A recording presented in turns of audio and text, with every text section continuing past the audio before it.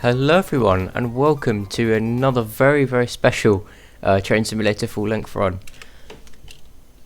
As you may be able to see, we are at Cambridge here today, located at the terminus of the West Anglia main line, Fen line, as also on the Hitchin to Cambridge line.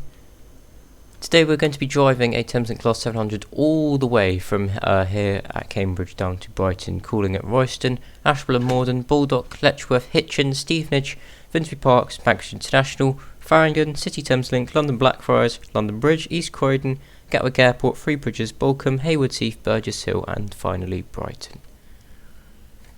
Okay, we haven't got too long here, so I'm going to set up the train and open the doors very quickly. There's the AWS going off. Welcome aboard this service to And you might be able to hear the fault alarm. You can cancel that by pressing F. And then press T and O to open the doors on the right hand side. Finsbury Park, London St So it's currently 10:23. We've got just over a minute until we depart. London Blackfriars. Unfortunately, no GSMR is functional on this train. We're driving the Armstrong Powerhouse Class 700 today. Armstrong Powerhouse's latest release at the time I record this.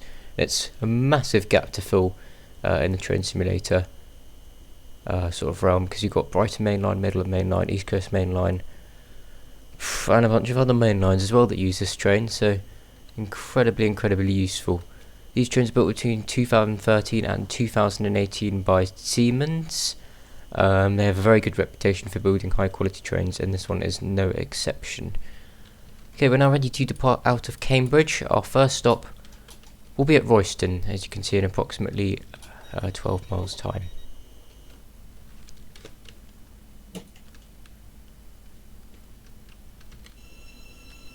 See, we do have AC power on board this train.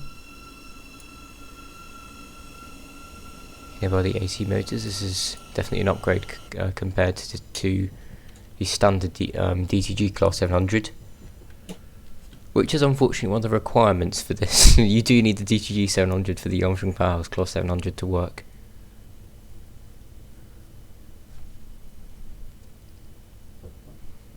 Obviously, in this journey we'll be utilising two different power modes. We'll be utilising the overhead wires between Cambridge here and Farringdon. Then at Farringdon we'll be switching to DC, third rail power from the remaining section to Brighton. Total journey time is going to be around 2 hours and 20 minutes. We'll be driving on various routes along the way. We are currently driving on the Alan Thompson Sim Kings Lynn to King's Cross route, absolutely brilliant route. Also driving on the Midland main line between London St Pancras, just for a short section, followed by, or that bit actually covers the route down to City Thameslink, followed by the South London network and Brighton merge between, I think it's Blackfriars, all the way down to Brighton. So nice selection of routes. So we're now able to accelerate up to 90 miles an hour just after this green signal here. Let's open the window so we can get a bit more wind sound.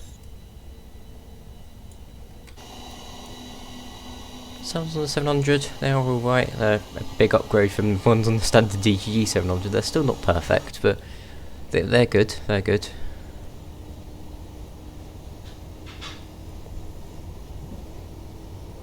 See lots of building work taking place around here. If you come into Cambridge on the train, you'll see all these cranes and all these new buildings built everywhere.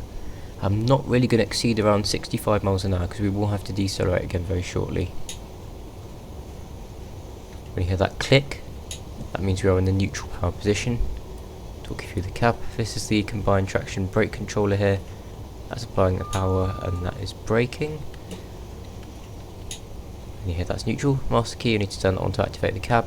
And the direction switch here, obviously currently in forward, as you will be most of the time. I'll go through the power supply changeover once we get to Farringdon as well. And of course we've got the DRA, Driver's Reminders Appliance, which is used as an MCB to cut power to the train when you're at a red signal. Got Gatwick Express Freight 7-2 passing us now. Until 2022 these units were in operation on the East Coast main line temporarily, because was it Gatwick Express, that's the name, weren't operating services at the time to cover extra stock for Great Northern. As you can see, we do have a 30 mile an hour Morpeth board here, hence why I didn't accelerate all the way up to 90 miles an hour. This is for Shepworth Branch Junction.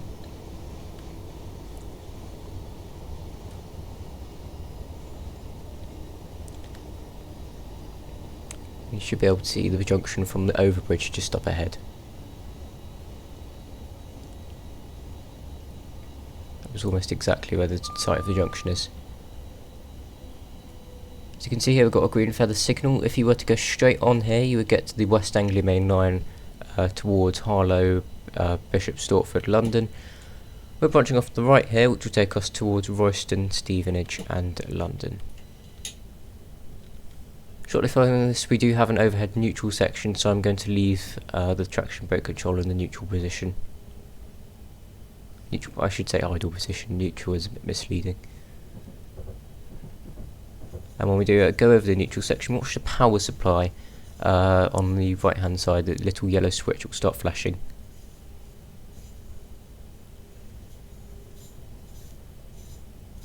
That's just showing to us that we've lost power. It should become solid again shortly after to indicate that we have gained power. Yep, we have now got full power and we are able to accelerate. I think it's just around 80-90 miles an hour just after this bridge.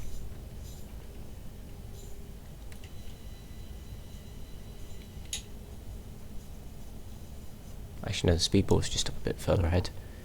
We leave it for the time being. Able to see that. That's, I think it's a 90 this one. Oh, it's a 60. Okay, then it must be 90 then.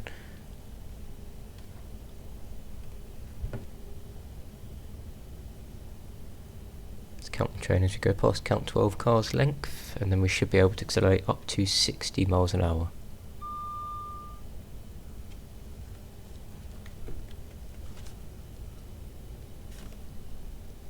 I think just the screen signal up here is good.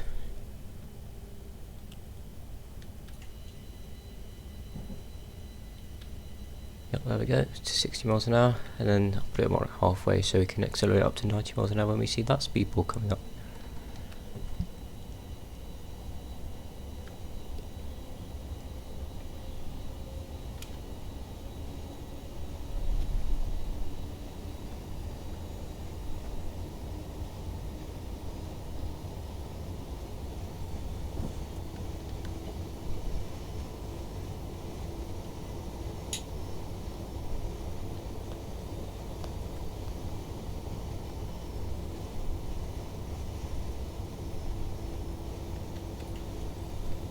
Pulsing multiple level crossings along the way here. This is Hawkston level crossing. This is an automatic half barrier crossing.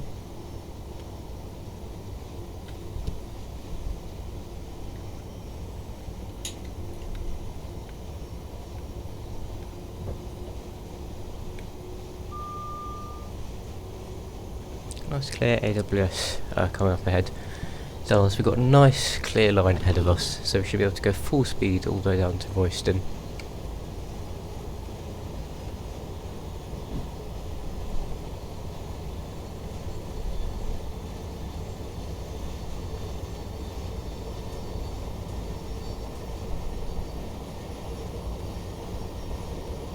Got another Class 700 coming up ahead. This one is another 12 car service going from Brighton to Cambridge in the opposite direction.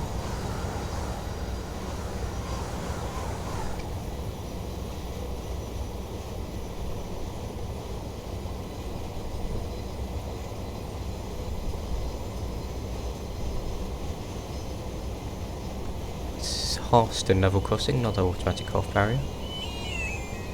I haven't learnt the names of all the small ones yet, so I wouldn't be able to tell you on that front. A couple of them I know around the Royston area, but apart from that, I don't know any of them.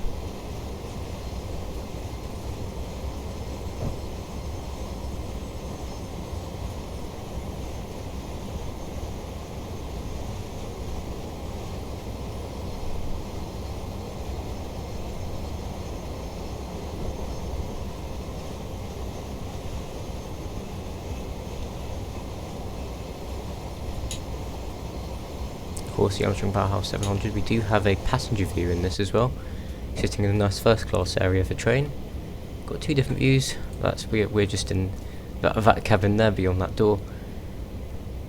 As we look at outside at the beautiful Cambridgeshire countryside, we've even got Northern Line closure, which is slightly outdated, still on that board there. As we are now passing Foxton Station, which is our first intermediate stop along the way. Foxton Station can only accommodate 8 car services, that's not including ours. We've got a freight only line heading off towards Foxton Exchange siding, just going off to the right there. That is a freight only line.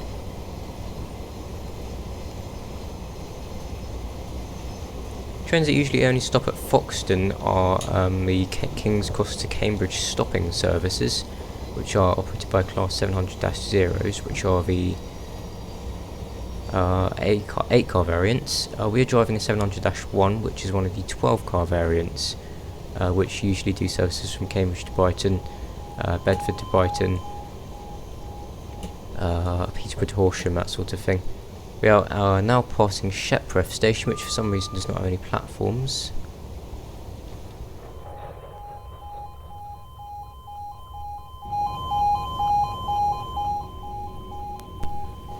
That was a bit strange, wasn't it? We'll ignore that.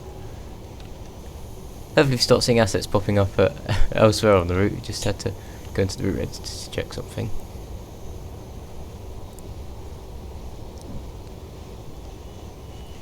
For the level crossings here, we've got Letchworth level crossing here, just after Letchworth Station, of course.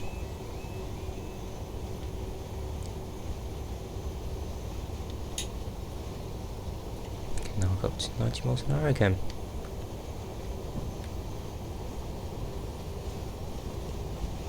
But can we take a moment to say that the scenery on this route is absolutely incredible, isn't it?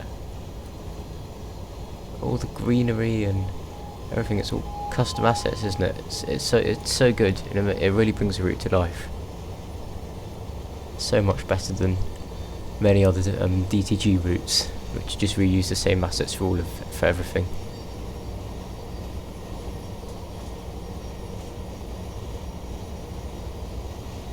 And the problem with having like thousands of custom assets is it does get a bit choppy, and you can probably see that.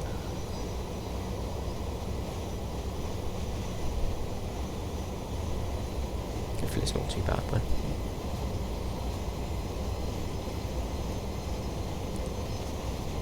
And we're now passing Meldrift Station, hopefully we have platforms this time. Yes indeed, we do have platforms. We have another Class 700 pulling in, so I believe it's on a stopping service. That's an 8 car, so yeah, it's stopping. It's about the trains that operate on this route. We've got, I think it's 2 trains per hour running from Brighton to Cambridge, the same services that we're doing. They're the so-called semi-fast services. And we've got the stopping services which run from King's Cross to Cambridge, stopping at all stations between Hitchin and Cambridge. And then we've got fast services that run 2 trains per hour, 1 to Ely, 1 to King's Lynn, which run direct from London to Cambridge. And then stop at all stations from their exit. Also, some of them stop, or they stop at all stations, don't they? So yeah, quite a busy line, and occasionally LNER and Hull trains, and not Lumo because their trains are electric only, but our and Grand Central as well. They divert up here when the East Coast Main Line via Biggleswade is closed. We'll leave the train to coast because we will shortly be arriving into Royston Station.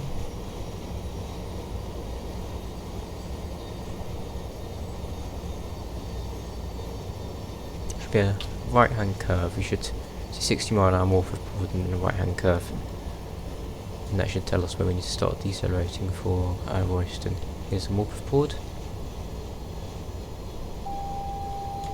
Of course there's the Bless, which we have to cancel again.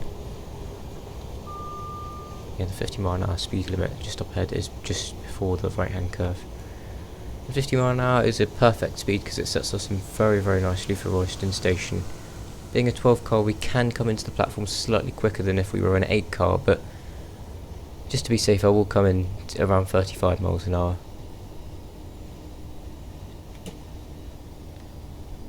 Luckily it's a beautiful day today, so the visibility is absolutely brilliant here.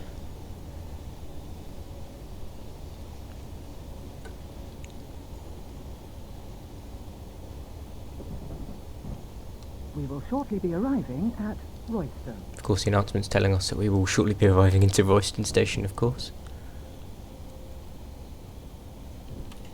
Unfortunately, that feature does not come with the Armstrong Powerhouse announcement pack. I've had to script that in myself. And here is Royston's platforms.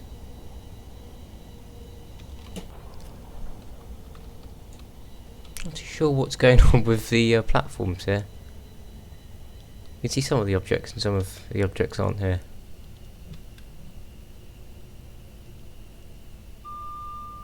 You've got people just walking around in the middle of nowhere. It's quite funny actually, isn't it?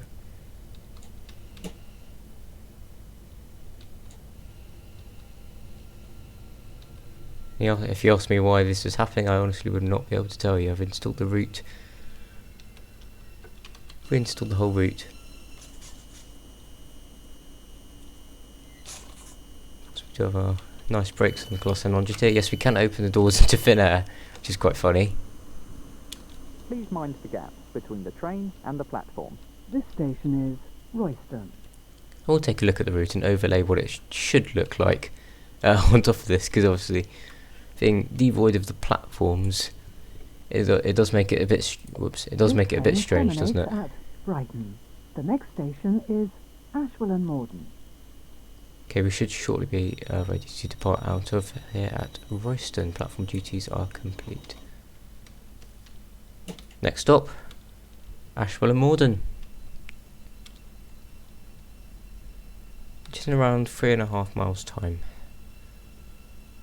So accelerate out of here quite quickly just so we can build up some speed.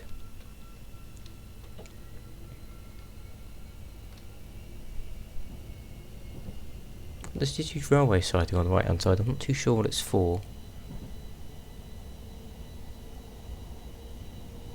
Interesting thing happens at Royston. Occasionally you do get terminating services at Royston.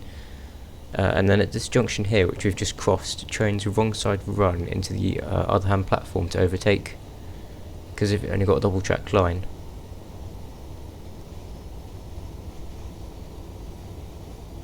Trains can be signalled onto the wrong hand side to overtake.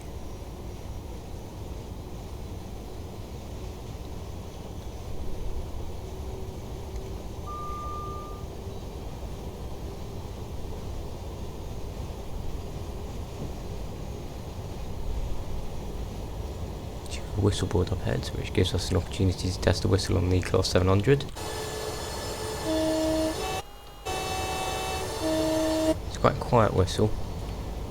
It's not the most get out of the way sounding thing in the world, is it?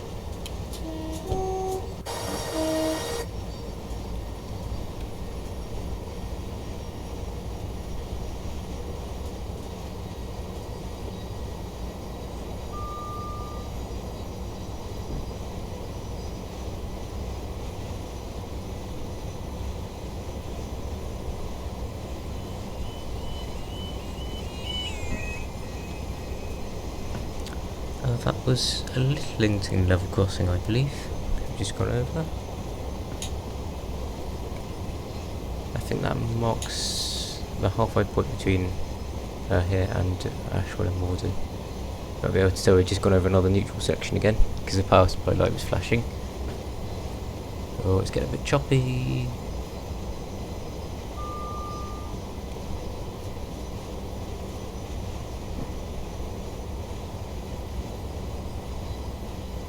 And of course, yeah, just before Royston we will have crossed into Hertfordshire. No, in Hertfordshire. Got another Class 487, you usually see these on the Kingsley and the Neely routes.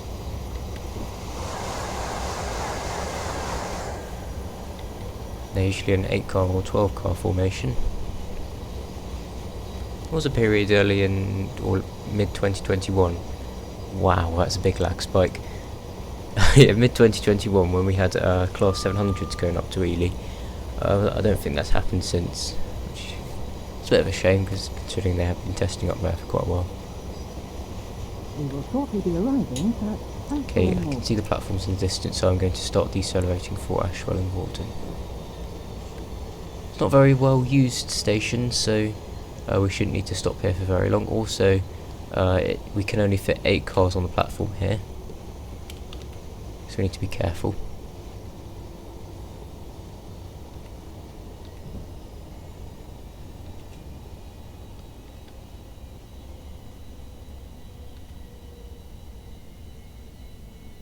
Maybe I came in a bit too fast there. Hopefully we'll be able to stop by the end of the platform. Yeah, we'll stop.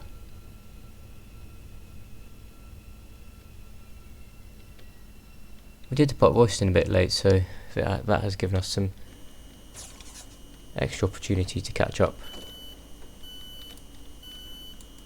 Often what trains do here is we'll just check whether any passengers have got on or off. I don't believe any passengers have got on or off, so we can immediately close the doors and head off. This train terminates at Brighton. Oh, one passenger got off at the Rover train.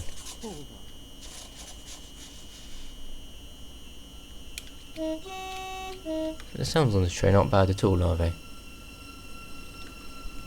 Anyway, our next stop will be in at Baldock, which is in just over 5 miles' time.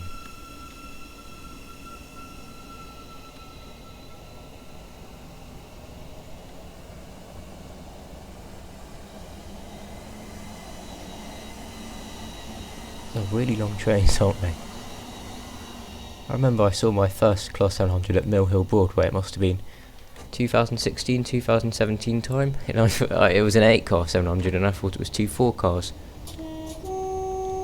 Because I'd never seen a train as long as it before that was just one unit. Now of course you've got lots of 12-car units. You've got Class 745, you've got 700. You can probably list a few others as well. There were going to be 10-car Class 720s for Greater Anglia, but those never happened.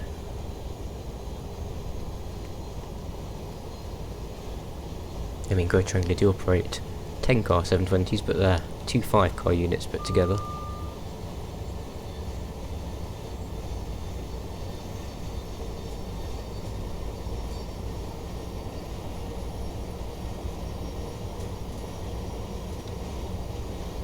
So I'd like to hear, what are your opinions on the Class 700s? Because they're a bit controversial, aren't they? People are saying they don't like the seats and whatever, which is understandable, since the trains do sort of super commuting out to suburban routes.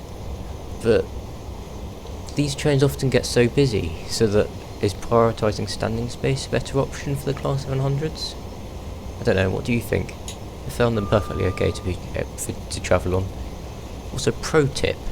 On these 12-car Class 700s, the first class at the front is still first class, but the first class at the rear, as shown here, is always declassified. So if you fancy a bit of a ride in first class, and you have a standard class ticket, then sit in the rear first class.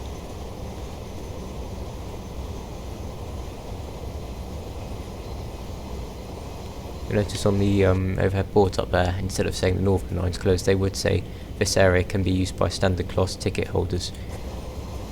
So Thameslink don't condone it, or they do allow it. I'm not too sure on the word condone, because I've heard it being used in different contexts to mean opposite things.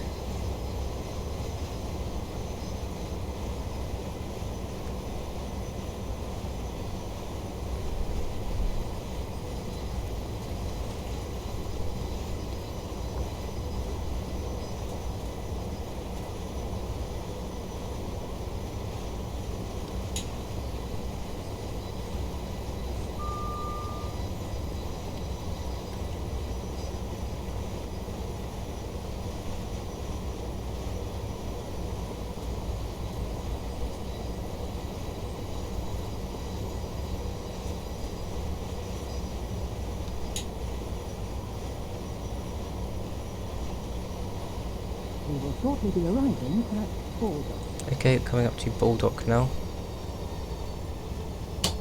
Maybe that was a bit too close there.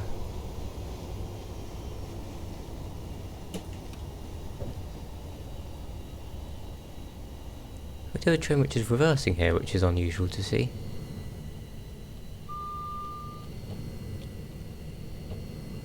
So me being me, I have just slammed the train into emergency, so we are going to creep back up again. Okay, let's put the train back into emergency, out of emergency, and then we can proceed forwards again.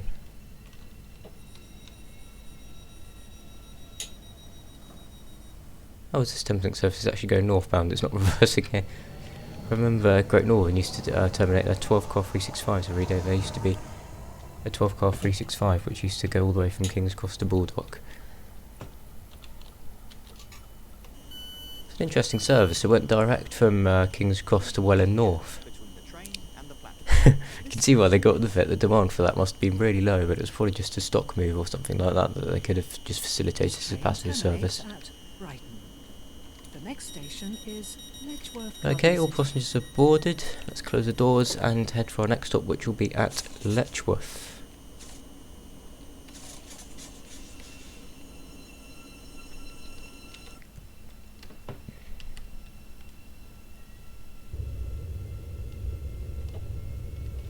So Baldock and Letchworth are very close together. Letchworth prides itself as being the world's first garden city, which is quite a nice idea actually. It was sort of in the 1930s. Hertfordshire decided that they wanted to build several garden cities, which are just towns built on gardens really. There's nice green areas, lots of green areas everywhere with lots of nice houses.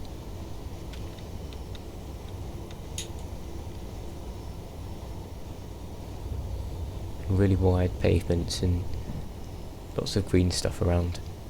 I think Hertfordshire has 3 garden cities. We've got Letchworth Garden City, Welland Garden City, which will also be passing later. I think there's another one somewhere else as well, but I'm not too sure.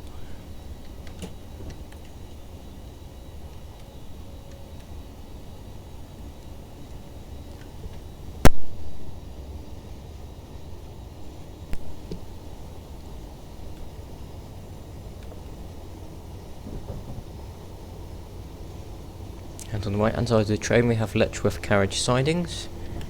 Now usually you'd see a mixture of class 700 717s.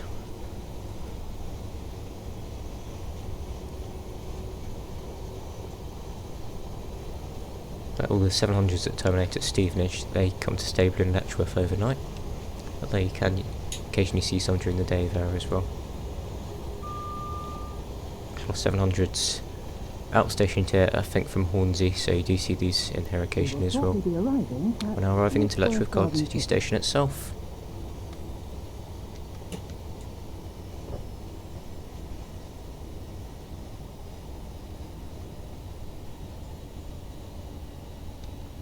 Fun fact, Great Northern did used to terminate here. They used to run services that ran from Moorgate to Letchworth Garden City running via Hertford North. Those services don't run anymore,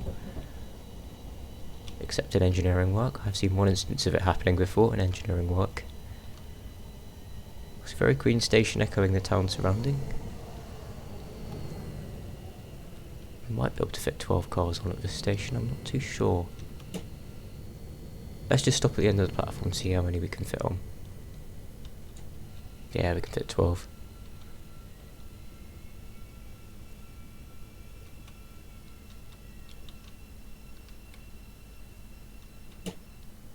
Go a bit further. I'll do.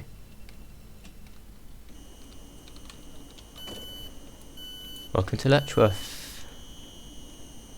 This is our last station on the Hitchin to Cambridge route if you don't count Hitchin itself. Shortly after we'll be joining the main East Coast main line between London and Edinburgh. Got 700 057 here, which is forming a service to Royston.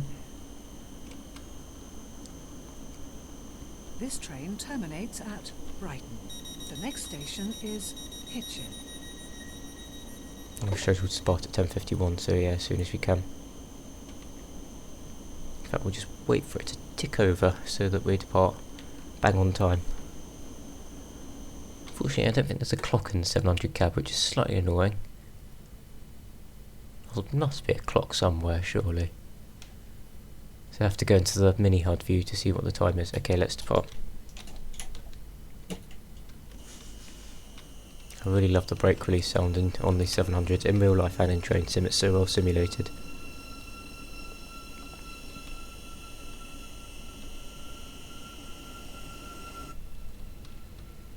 Departing out of Letchworth now. I'm not going to exceed 60 miles an hour because we do have a speed restriction coming up ahead for joining the East Coast Main Line just before Hitchin. Notable new construction here is that we have, just branching off to the right hand side here, is the Hitchin flyover, which was built in the early 2010s as a connection from the down slow East Coast Main Line route to the down Cambridge route without having to cross multiple lines on the East Coast Main Line, which made it easier for the signalling system in general and meant that fast trains didn't have to wait for a slow train to cross over the main lines.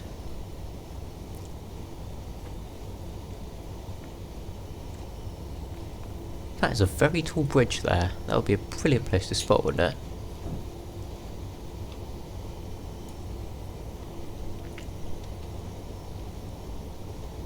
That time I'm going to give it a bit more. Because we haven't even gone past Hitchin flyover yet. The Hitchin flyover must be just a bit further ahead.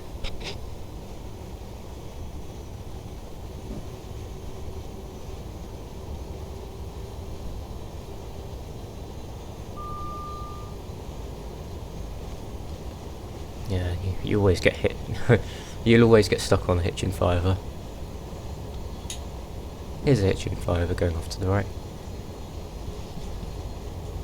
You'll always get stuck on the Hitchin flyover if you're going towards Cambridge. It's just something that always happens.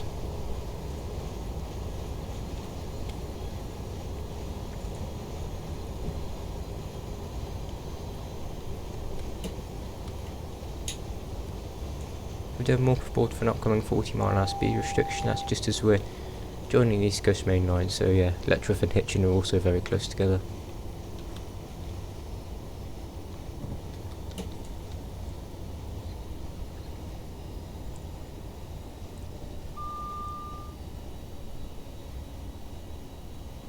Got the theatre telling us that we'll be coming into platform 1 at Hitchin. Again, we're about to go over another neutral section, so watch the power supply light on the right hand side.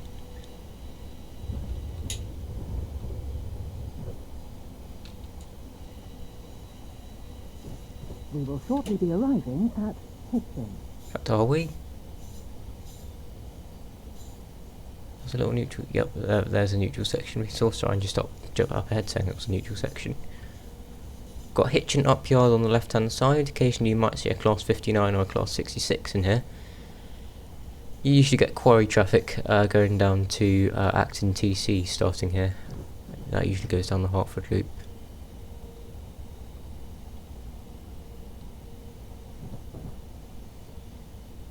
If you're lucky you might even get a Tampa in there as well. Hitchin I know can fit a 12 car train, so let's go right to the end of the platform here.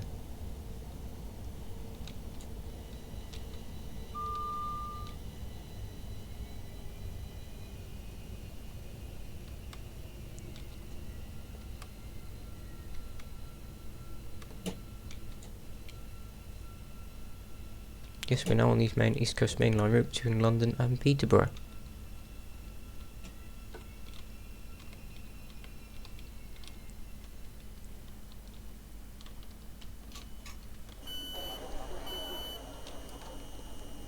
Please mind the Yes, you gap can also between drive the the train section of and the the route between platform. Hitchin This and station is London St Pancras Hitchin. on the East Coast Main Line London to Peterborough route between Peterborough and London King's Cross. I'm just driving on this version of the route because it's considerably This more train realistic. terminates I at prefer it. Brighton. The next Yeah, everything station looks is a lot nicer. Stevenage. If you do want to buy this route, it is £24.99 from the Adam Thompson Sim website, or £14.99 if you have a subscription. It's a bit on the pricey side for a bit of software, but it is really, really, really good. I do recommend it.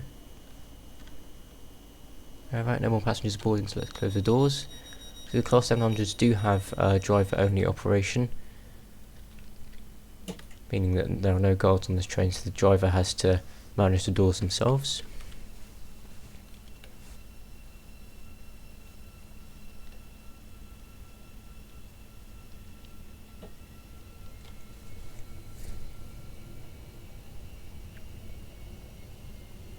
Okay, and we're now departing out of Hitchin. Our next stop is going to be at Stevenage, which is also not very far from here. So lots of stations in this sort of mid-Hertfordshire belt quite close together.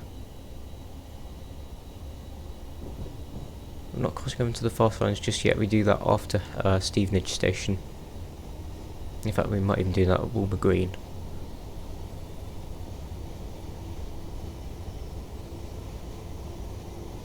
Keep talking about Walmer Green. You'll see Walmer Green later on, just after Stevenage. Because I do believe that we will be waiting for an LNER service to overtake us. You can see that we are on the slow lines. We saw the speed limit at 75 miles an hour on the left hand side there. Our max, where I was on the speed limit on the fast lines to our right, is 125 miles an hour. And the furthest right hand track you can see there is the northbound slow lines heading towards Cambridge.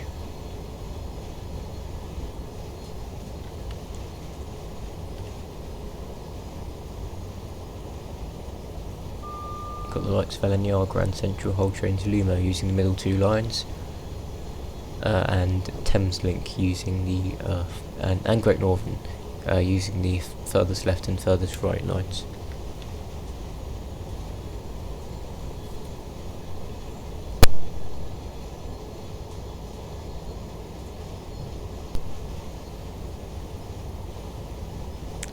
As you can see, we've got our first LNER example today. I've got a pair of 801s. I believe this one is bound for Leeds.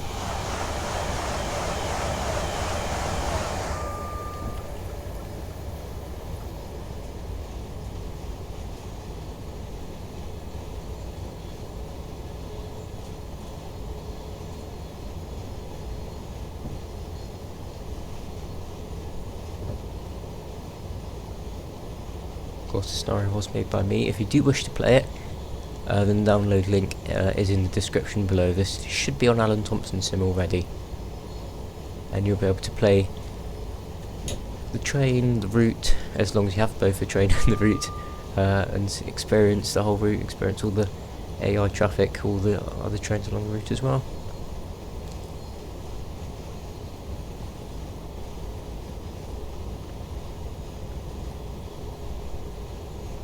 I mean, Train Simulator, a lot of people say that it's outdated and it's an old game, but because Train Simulator has such a massive community, there's so much third-party stuff for it, which just means that if you really want the ultra-realism like me, then there's so much that you can do. Because in Train Sim World, you're sort of restricted to a handful of trains, a handful of routes. Train Simulator, you've got, I'd say maybe 2/3, maybe even more, of all the lines in the UK covered. Most of the trains, if not all of the trains, I mean there are a few gaps, but they're not very noticeable. See, so it's so easy to manipulate your own scenario with Train Simulator compared to with Train Sim World. We will shortly be It's a arriving shame that at DTG are dropping their support for it. Change here for services via Enfield Chase and Hertford North.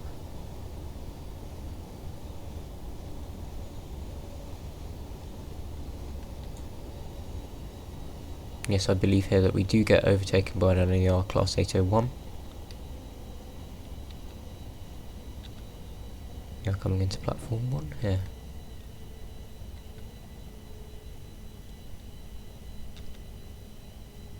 I've filmed here a few times in the past.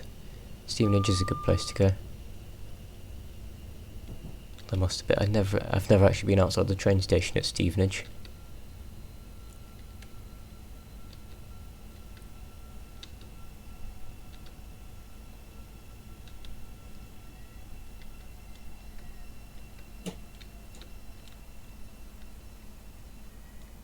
So we are doors open on the right hand side. Whoops.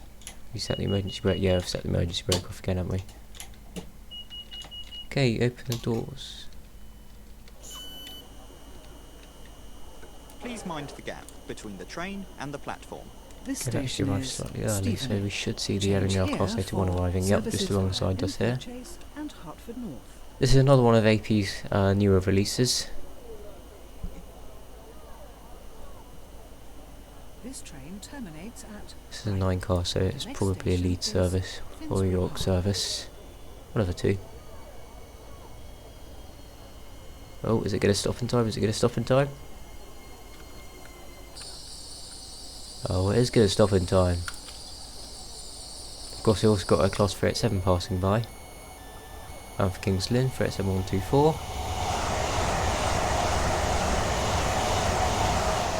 And 387-119. Sort of a virtual train sim spotting. This is 801-210 here, which has just pulled up. And we will wait for that train to close its doors before we close its doors. For two reasons. Firstly, to allow passengers to deboard from that train onto our train. Second of all, because that train does get a signal in front of us, there's no point departing much earlier.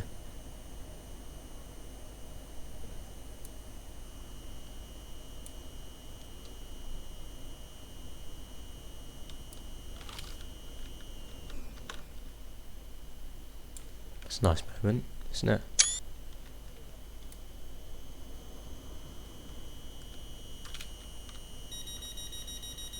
In fact, we just depart. We've got 25 miles to go until Finsbury Park, so we've got quite a way to go. DRA. Driver, you have reset the DRA. Yes, that 801 will be overtaking us shortly, so I will keep the speed down. I won't exceed more than 40 miles an hour.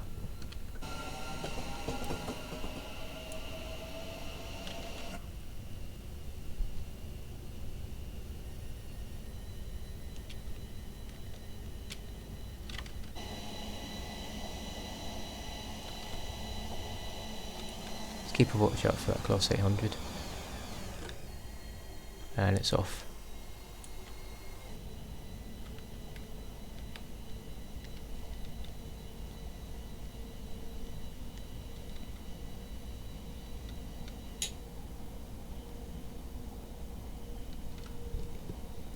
Off you just after Stevenage, you do have the Hertford loop branching off to the left to the likes of Hertford North, Enfield Chase, all the way down to Alexandra Palace via that route. Again, another diversionary route that East Coast Main Line services do take.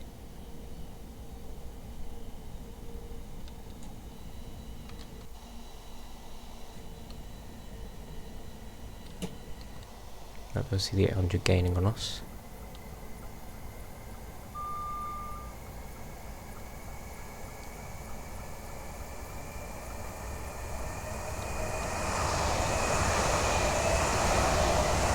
Keeping our speed down is that we'll have a double yellow signal coming up very soon as we get held behind this train. So we'll be going into what's known as the Welland bottleneck. These four lines for fast and slow lines get condensed into two, which makes it a real nightmare to drive on, something that hopefully will upgrade in the future. Got a Lumo Class 803 passing us now as well, latest operator to join East Coast Main Line. So I record this, I'm still yet to travel on them, but hopefully we'll get some Lumo action in the summer, because their interiors do look very, very nice.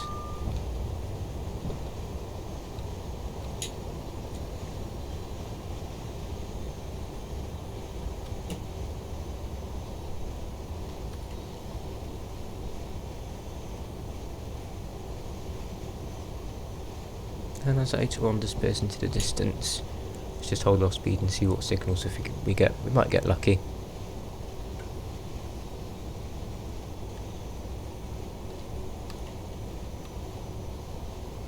Now passing Knebworth station just in the distance there.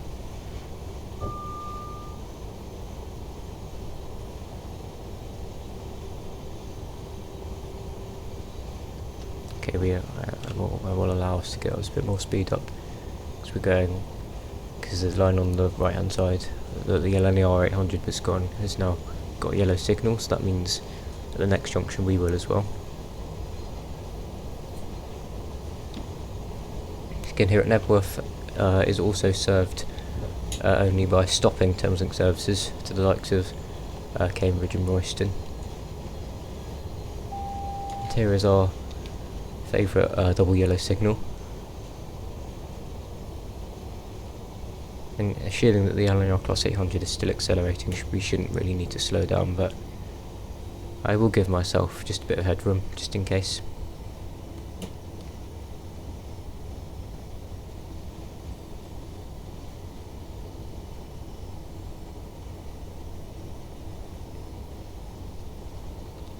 Yep, we do have a yellow signal. I got really worried there because we saw the red signal first of all. We don't actually have a feather on this time though, so we have to be a bit careful. We are gaining on the 800 because you can see the fast line does have a red signal.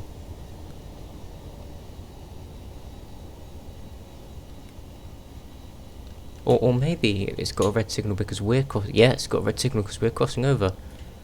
Let's go 70 miles an hour. This is Walmer Green Junction, where you can see these four lines cross into two. This is because it's got the historic Welland Tunnels and Welland Viaduct.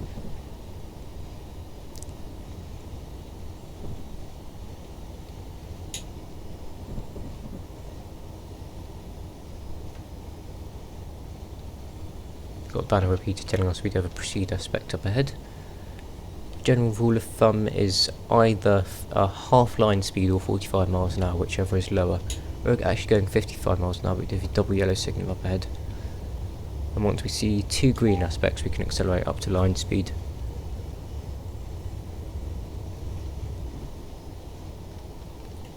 I'm passing through Welland North Tunnel. You can see the speed limit on the left is 115 miles an hour, but the maximum speed of a Class 700 is 100.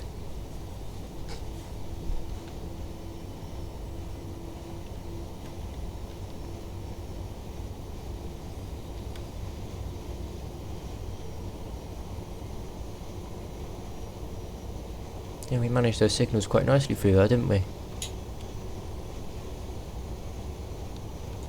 So we do have another yellow signal spec coming up ahead, I think.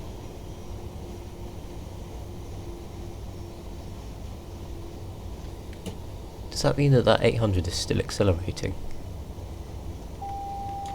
We'll keep holding back a bit. I've got Welland South Tunnel now. Despite being called Welland South Tunnel, we're nowhere near south of Welland yet. In fact, we haven't even passed Welland North Station yet. This is Welland North Station coming up just at the end of the tunnel here. Small two-platform station. Looks like it'd be absolutely brilliant for spotting at. I've got lost here once before, trying to walk around and find a bus stop.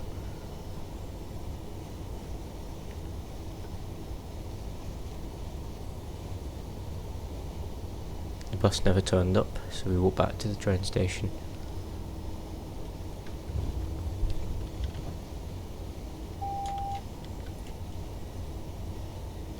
Oh, these signals being really funny, aren't they? Anyway, here is Welland Viaduct, the longest viaduct. Actually, is it the longest viaduct we crossing today? Because there's another one in the Haywards Heath Balcombe area, isn't there? Getting really, really nice views. There's a nice spot down here near where we got lost, where you can see trains crossing over the viaduct like that. Obviously, it does look really cool with nice 12-car trains as well. Anyway, we're now passing Digswell Junction, where the line goes into proper 4 lines again, as it should be. On such a busy line. Got Welland Garden City carriage sidings on the right hand side here, where they stable various Class 700 and 717s.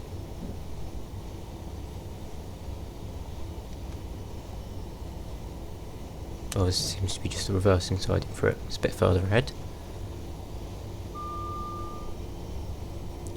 And we've finally got a green signal. As the train ahead of us is accelerating, we can properly go up to line speed.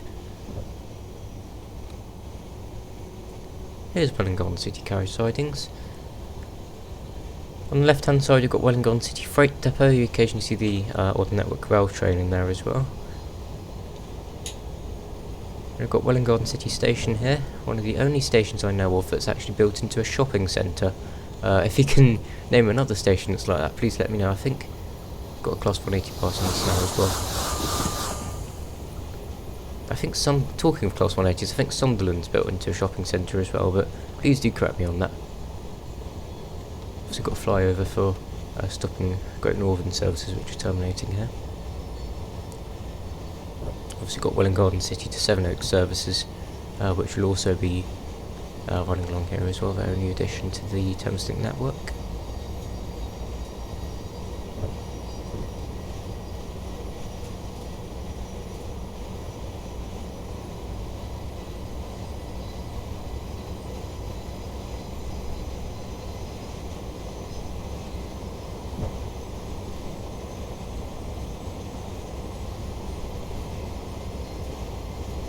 Yeah, headline speed. Or 100 miles an hour, because that's our maximum speed. And this is where we can get the Class 700 really up to its true potential.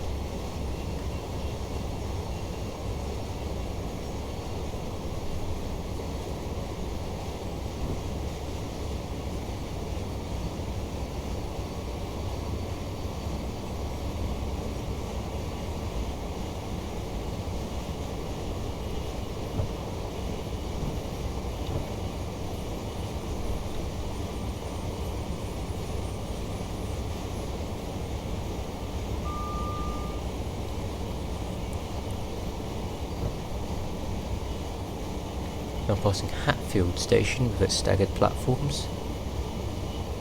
Quite a unique station. Also the site of one of the worst rail disasters on the East Coast Main Line.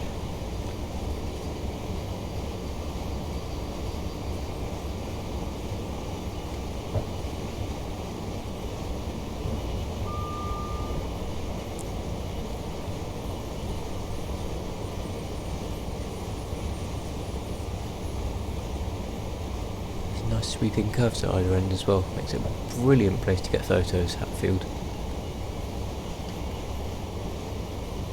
You've got a nice optical zoom lens and got a straight line at one end, zoom right in, and then you've got curves at the other end.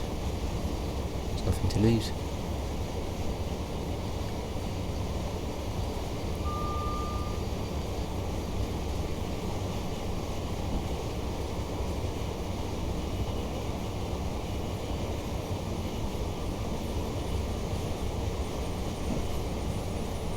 Another Class 800 passing us now.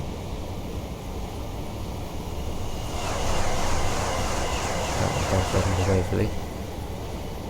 As we're now passing Welham Green Station, not to be confused with Welland, this is spelled Welham, W-E-L-H-A-M. And we've got a Class 700 in the northbound platform here, ready to depart bound heading towards Hatfield, which for some reason has also got its tail lights on. For some reason, the standard DTG Class 717 does like to put its tail lights on once it's sitting at a platform.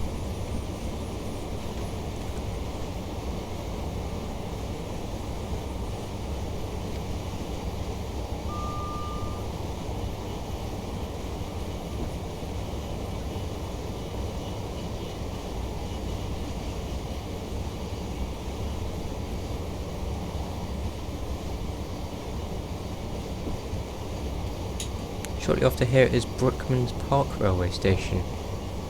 Used to be a brilliant location for spotting, but since they have put in gates to the fast lines, which is slightly annoying, but it's still a good place to spot nonetheless.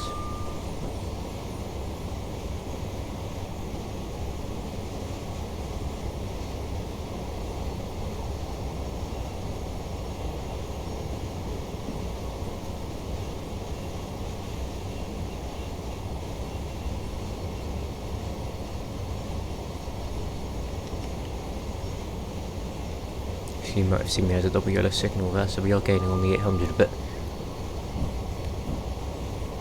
Talking of 800, here comes another one heading northbound. This must be a lead service then. Actually, that one doesn't say, but you could hear it slowing down there. Passing now is Potter's Bar, one of my local stations. This one does not actually have barriers. Or gates even, so you are able to get some shots of trains on the fast lines here. There's a 700-0 comes to a stop there. And there's a 717 in the southbound platform as well.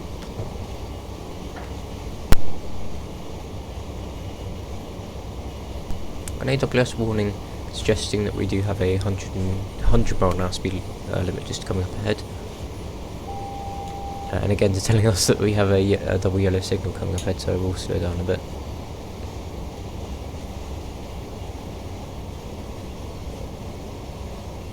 Yeah, that shouldn't. The 100 mile an hour speed limit shouldn't really affect us because our maximum speed is 100 anyway. We've been doing it since we left, or since we passed Welland Garden City.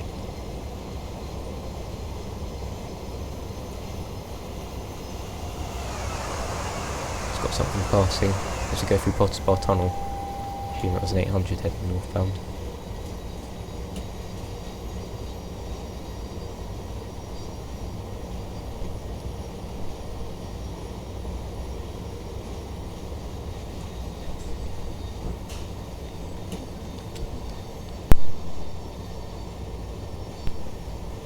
As we're now passing Hadley Wood Station, one of my favourite stations on the East Coast Main Line as you go through Hadley Wood North Tunnel.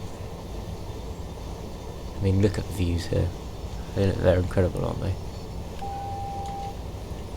And we go through Hadley Wood South Tunnel, down the London Borough of Enfield, which marks our first station in Greater London. So we'll have passed boundary just as we came out of Potters Bar Tunnel.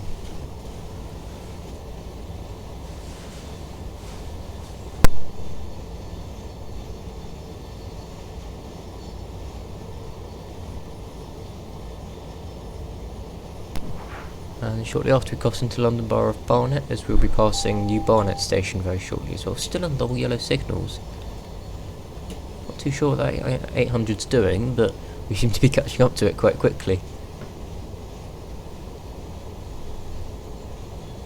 As we have another class 700 heading northbound. I think this is a Peterborough service.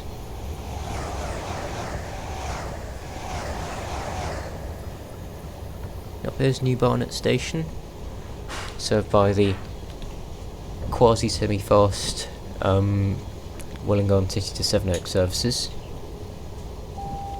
which started in May 2022.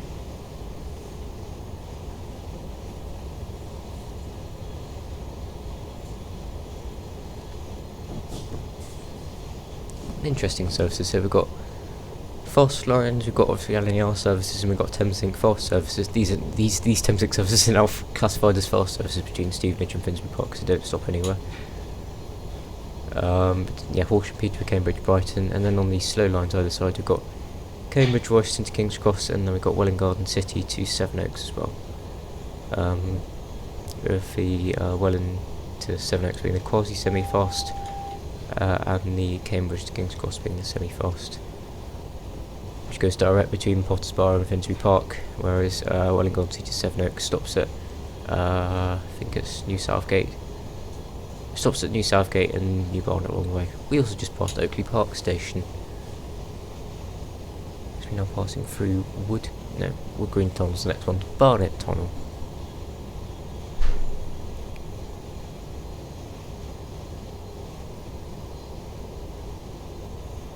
Brighton to Cambridge services, along with the Peterborough to Horsham services, are a new addition to the network. They only came around 2018 time, when the canal tunnels link between Midland Main Line and the East Coast Main Line was completed.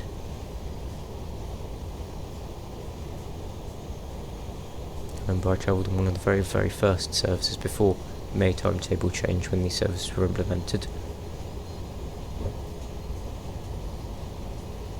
I remember being surprised at how quick the connection was between the Main Line and the East Coast Main Line, because for nearly 150 years those lines were just so close together but never had a direct connection.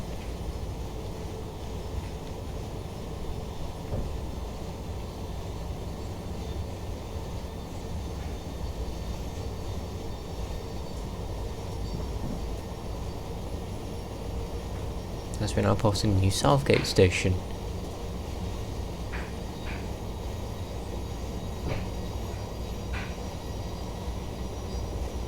This big blue and yellow warehouse on the left hand side. It's not an IKEA, it certainly looks like one. It's got this LED screen on the side which has been broken for as long as I remember, which is quite funnily not simulated in this version. So going down to 95 miles an hour. Shouldn't really affect us since we're going a bit slow anyway due to the 800 in front of us. This is Wood Green Tunnel. And as soon as we emerge, we'll have Bounds Green train care depot train maintenance depot on the left hand side, where LNER's class 800s and Hull Trains' class 802s are stabled. Occasionally do get the old Grand Central service as well.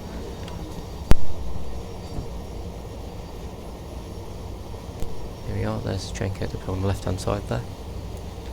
I'm now passing Alexandra Palace Station down the London Borough of Haringey. Haringey, I think it is. Yeah, it's a bit of a confusing one.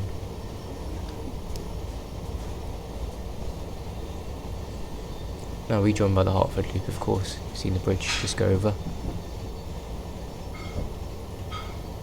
I've got 717 arriving in, which is bound on service for Welwyn Garden City as well.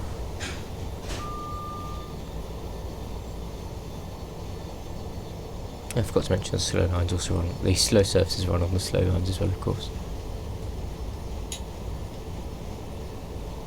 As we're now passing Hornsey, on the left hand side we have Hornsey Train Care Depot, which is where these Class 700s among Class 717s, 387s are based. You can see a few of those just on the left hand side there.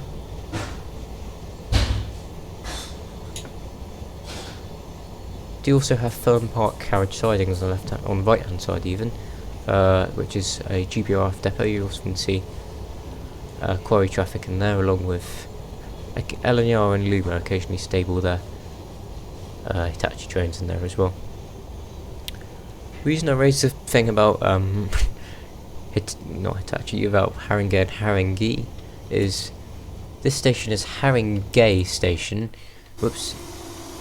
AWS is going off, but the London Borough is spelt Haringey, is shown on the screen now. So it's quite interesting, isn't it? Also, we have just triggered the emergency brakes for some reason. I don't think we pressed the AWS in time. Looking enough, that did slow us down. That would have slowed us down quite nicely for the 30-mile-an-hour speed limit, just as we came into Finsbury Park. How are we doing on time? We're running a bit late actually, which is not particularly surprising considering we were behind that Class 800, 801. This does often happen. You have these right into Cambridge services slightly late arriving into Finsbury Park.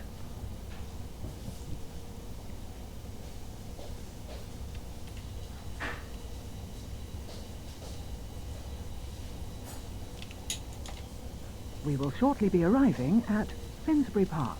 Change here for the Piccadilly and Victoria lines. In some way that stop is sort of realistic, because often the signal at Finsbury Park is held at danger for any services. We're now crossing over onto platforms 2 and 3, going off the fast lines as another Thameslink service departs northbound for Cambridge.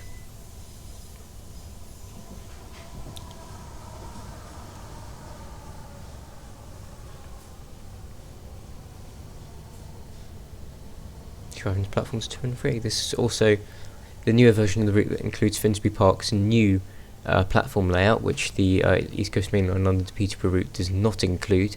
Includes the new platform 1 and new platform 8 at either side as well, so it's just that bit more realistic for making scenarios.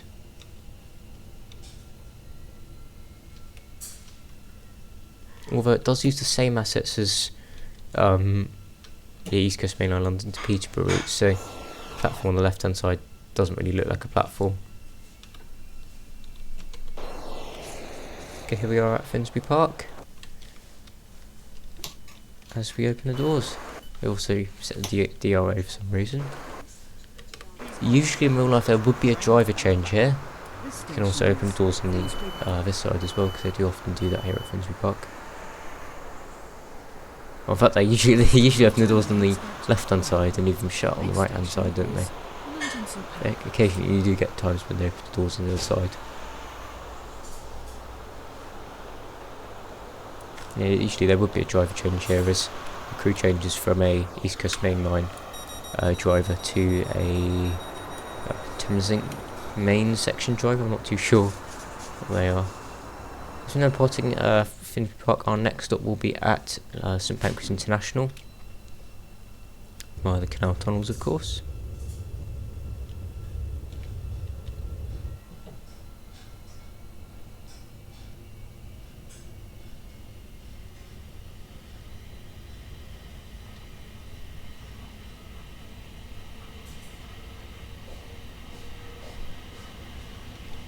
I'm not going to go too fast here, because often the signal at danger going over Copenhagen is at danger. Looks like we are crossing over here as well, so I won't go too fast. We've got the Emirates Football Stadium on the left hand side, home to Arsenal Football Club as well.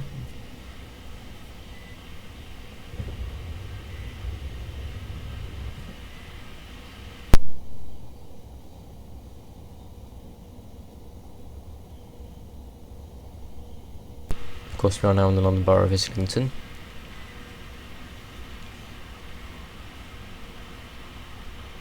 We will be in the London Borough of Islington until just before we arrive at St Pancras International.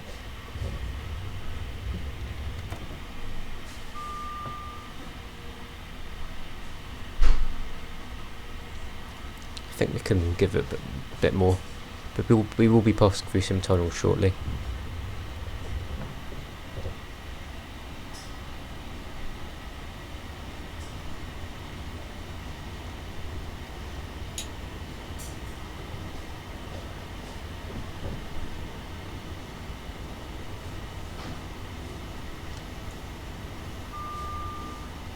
On the left hand side is Holloway Road station and Holloway Road itself.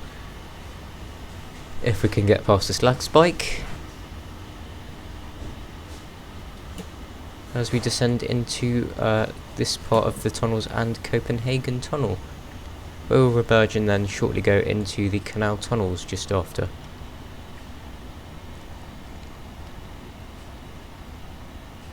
The speed limit going into the canal tunnels is 30 miles an hour.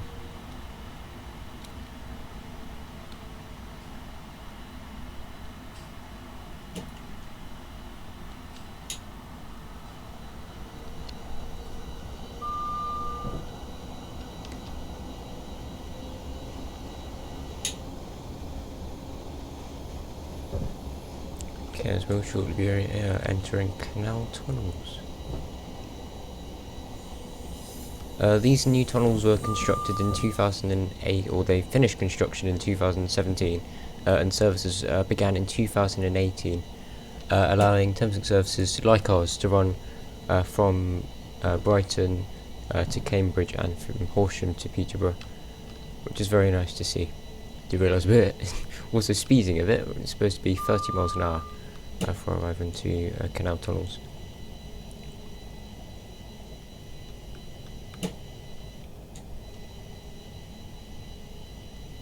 And quite frequently you will get held as a Thameslink service, because there tends to be other Thameslink services coming towards from Bedford, of which the junction is just joining us now.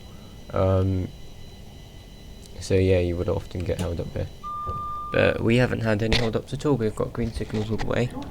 We will now be arriving into London St Pancras International. as the announcement inform us, we've actually got a double yellow signal here, so we should be okay to go to the end of the platform.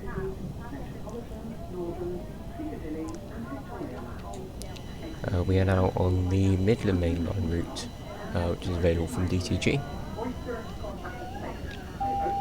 You might see a perhaps a slight decrease in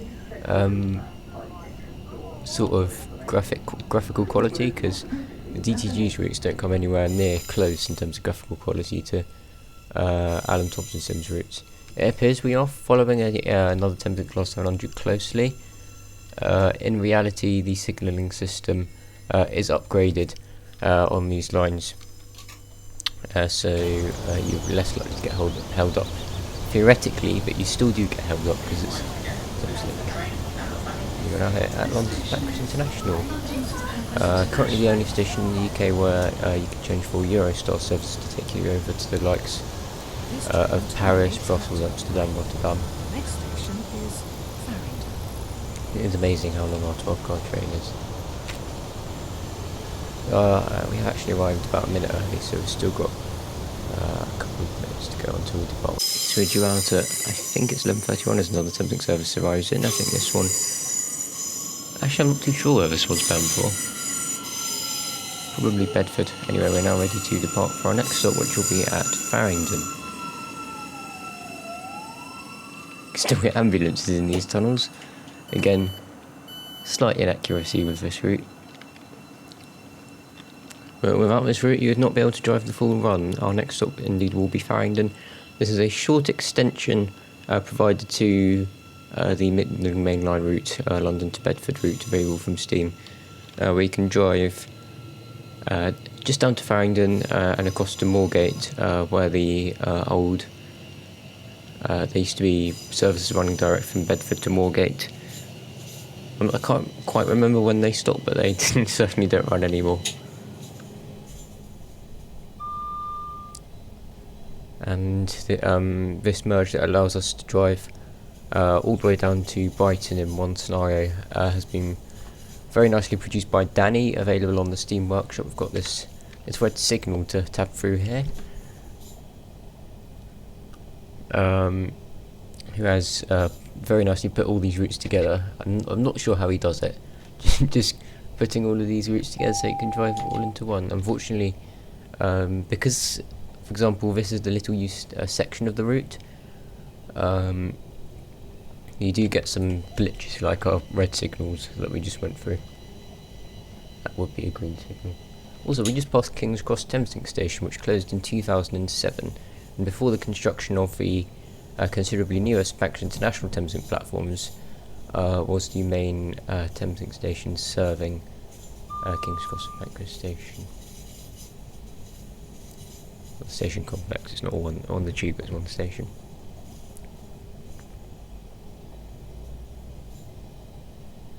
Speed limits aren't particularly fast through here.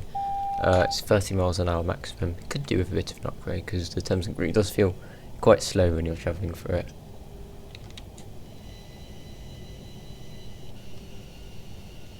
I reckon we probably do have a yellow signal up ahead, so I'm just going to decelerate to around 50. Yeah, we do, so I'm going to decelerate to around 15 miles an hour.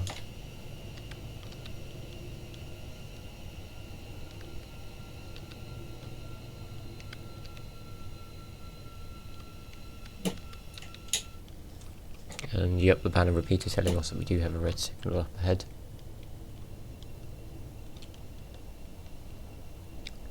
And you can see this is one of the stitch marks of the route has been put together because you've got bits of blue sky and stuff like that.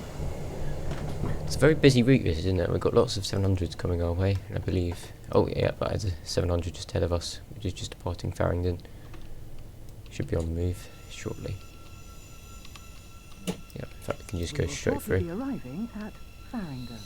Change here for Crossrail services and Farringdon, as mentioned before, this is the location where we change power, heading southbound from AC overhead to DC third rail, which you can see has also just appeared. We've got a Metropolitan line service arriving on the left hand side. You can change here for the Elizabeth line and also for the subsurface lines, the Circle line, Hammersmith and City line, Metropolitan line. Scenery is looking a bit bland here.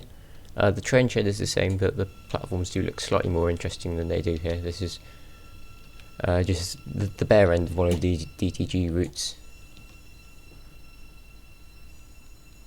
We have about a minute here, so we need to make the power change quite quick. Open the doors on the left hand side and switch the power mode from AC to DC. The power supply is already done, I think.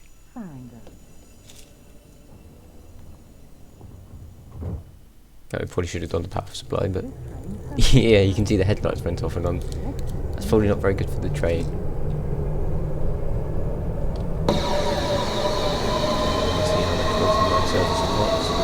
This Baldock has now come down.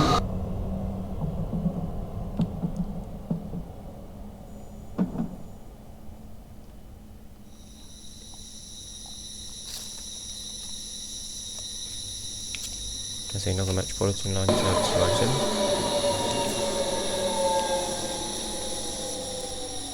This with the wonderful Just Trains S7, S8 stock. Have you changed power? Yes, we have changed power. Our next stop will be at City Thameslink, which unfortunately in Train Simulator is sort of non-existent. You'll see what I mean as we go through.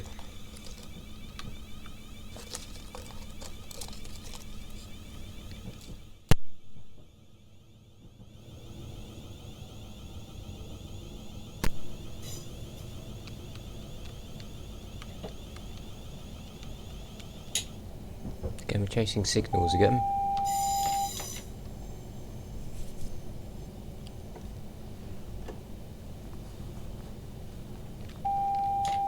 will shortly be arriving at City Thameslink. Exit here for... And City Thameslink is supposed to be The doors will open where this Class 700 is currently just pulling into now. This is supposed to be City Thameslink station. I can't tell whether it's because of a lighting glitch, or simply just because they haven't put any platforms down here, but there does not appear to be any platform structures or anything of the sort here at City Thameslink. That was very close to getting a AWS trigger, but it's very laggy here.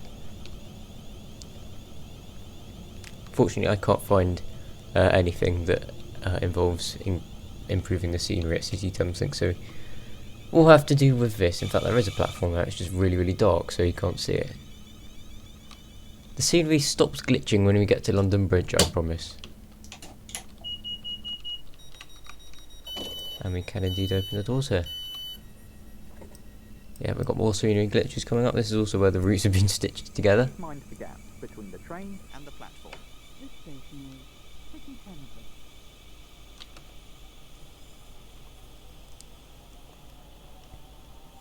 This train terminates at Brighton. The next station is... And for the shortest distance between two stations on the network today is between City Thameslink and London Blackfriars, being just less than just a couple hundred meters, which is actually shorter than the length of City Thameslink's platforms, which is, I find, quite funny.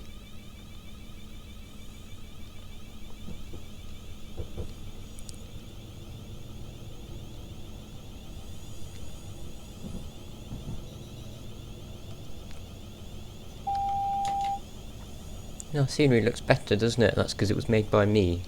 All of the houses and stuff around here have been placed down by me, because before this was just bare green land.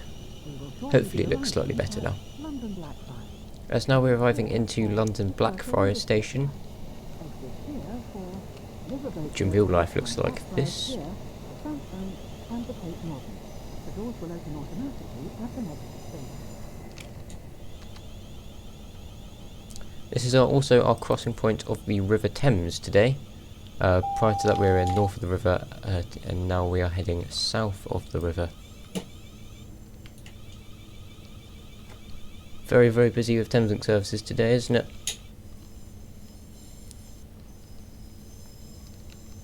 We're going to stop right at the end of the platform here. Blackfriars can only just take a 12-car Thameslink service.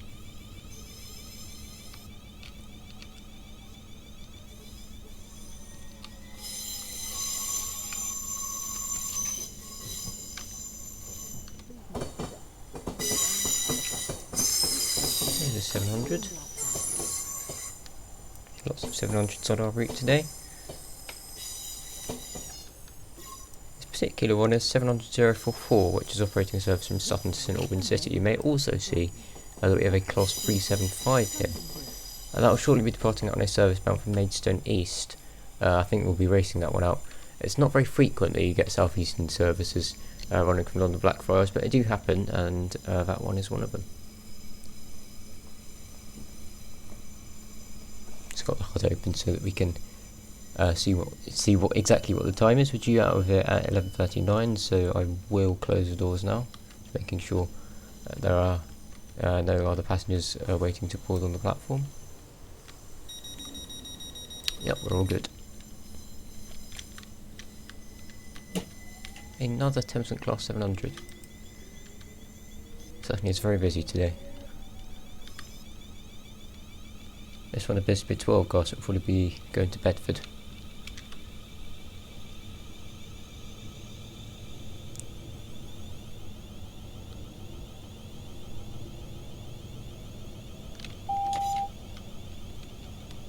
Now we've got another glitchy signal up ahead.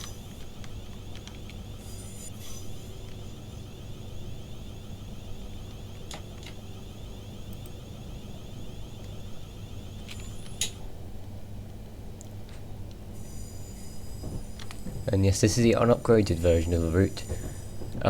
So the speed limit around this curve is 15 miles an hour, but in real life now it's upgraded to, I think it's 25. I'll go 25 just to be sure. It's certainly not above 25. This is again one of the bottlenecks of the Thameslink network. You can't say you've properly explored the Thameslink network unless you've been held here. As you can see just up ahead we have the Shard. I think at just over 300 metres it is the tallest building in Western Europe and the third tallest building in the whole continent of Europe. It's also incredibly expensive to go up, so if you're visiting London, do not visit the Shard.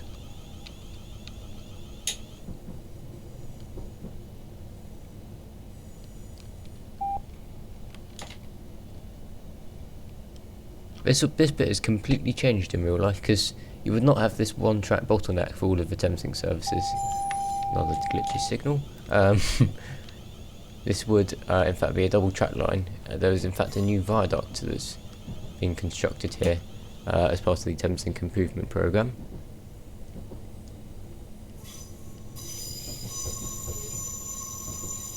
And this would not converge into 2 lines, this would still be 4 lines.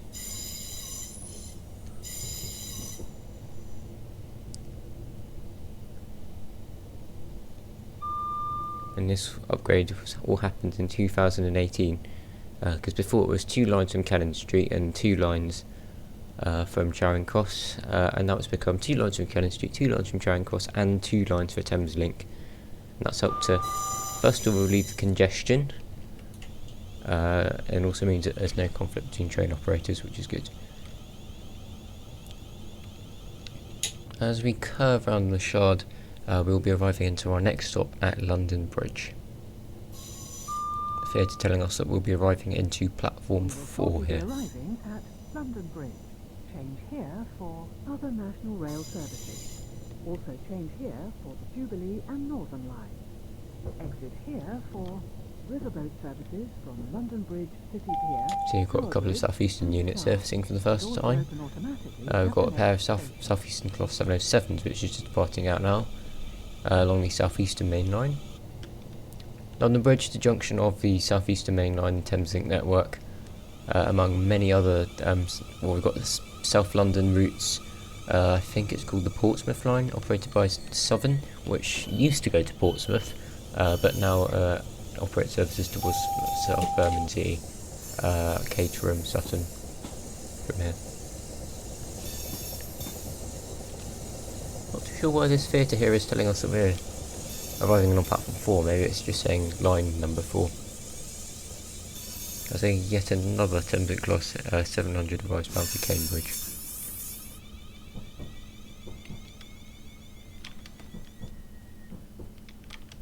Here we are at London Bridge. Short wait here before we depart for our next stop, which will be at East Croydon. This station is London Bridge.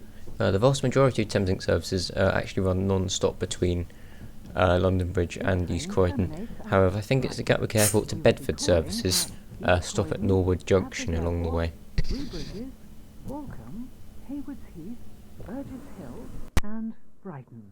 The next station is East Croydon.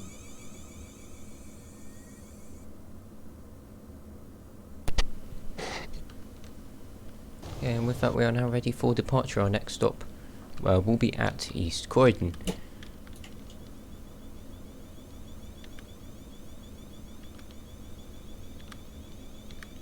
This approach has also completely changed. All these junctions have been properly threaded so that the flow of trains is a lot better. And also a new Thameslink flyover has been constructed. Actually, is it a flyover? I think it's a dive under actually that allows Thameslink services to cross over towards the South London line without having to cross all these southeastern tracks, which is again very nice to see.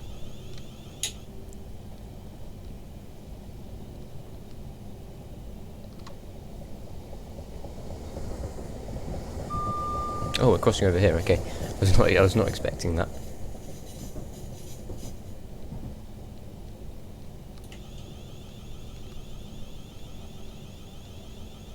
Thought we were going to cross over slightly later.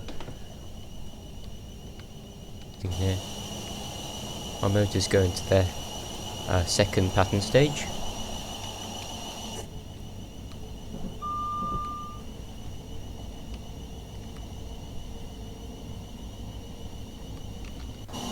Also got different. Yeah, we have got different motor sounds now. We've got the Deseret motors that everybody knows and loves with the oscillating carrier frequency, which is... It does sound very strange, but you'll hear it a lot on the railways everywhere. 450s have got it, 444s have got it, 717s in DC mode have also got it, 707s have also got it. A double yellow signal here. I'm hoping this is because we are going to be crossing over. We should have a yellow signal with feather in a minute.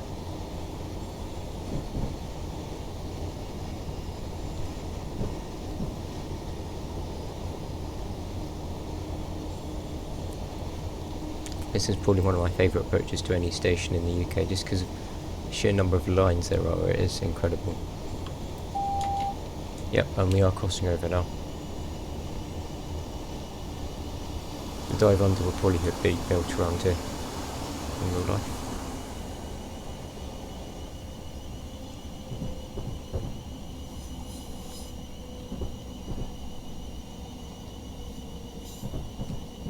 There's another Southeastern Class 707 arrives, just on the left hand side. That'll be formally service into Cannon Street. The far left hand tracks for Cannon Street, sort of middle tracks are for Charing Cross, that's the word, and these tracks here are for the Brighton main line. Also on the right hand side, that stadium there, our second stadium passing today, that is Millwall Football Club. As we have Southern's only diesel set to the Class 171 passing us now. These operate services to and from Uckfield to London Bridge. They do not run into Victoria, as I thought for quite a few years.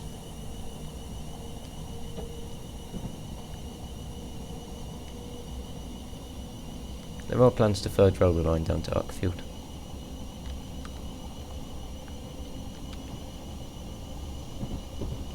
The acceleration is quite a bit slower in DC mode compared to AC mode, which is understandable.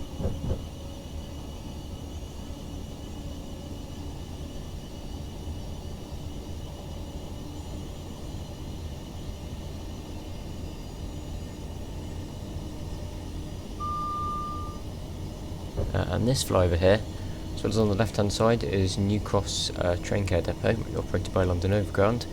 The East London line has just joined us, which operates the primary operator of the stopping services from New Cross Gate down to West Croydon, and they took over those in 2011. As a Southern Class 377, I was on the left hand side, we're now passing New Cross Gate station itself.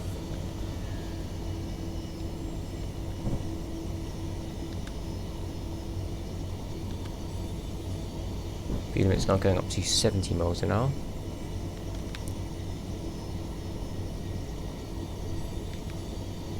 Which is absolute lightning speed in London.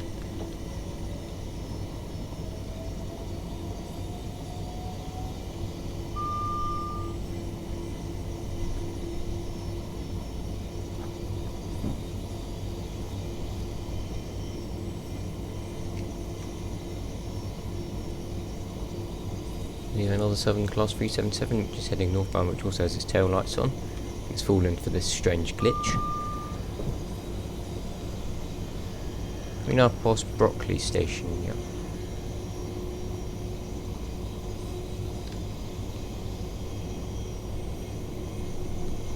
It's a bit sluggish. Because we're going up a hill, that's why. A 1 in 100 gradient doesn't do wonders for trains, really. This line just going over us now is the Catford Loop, which is also operated by Thameslink, which is Thameslink services running down from Blackfriars to Sevenoaks, running along it. It also sees some southeastern services as well.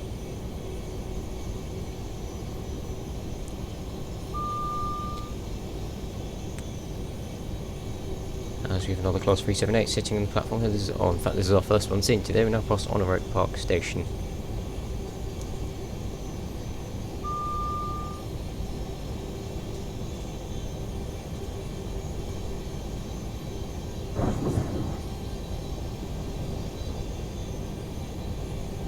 As you can hear the nice run sounds of the 700 at speed.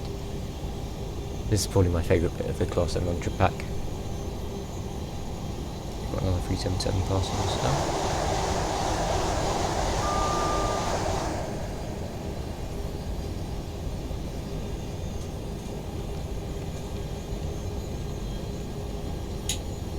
Now passing Forest Hill. You mentioned Forest Hill, what comes to mind is that really strange incident happened in the beginning of the 2010s when there was a power supply failure that lasted for about 2 weeks. There were no trains able to run on the line between London Bridge and East Croydon for a good 2 weeks.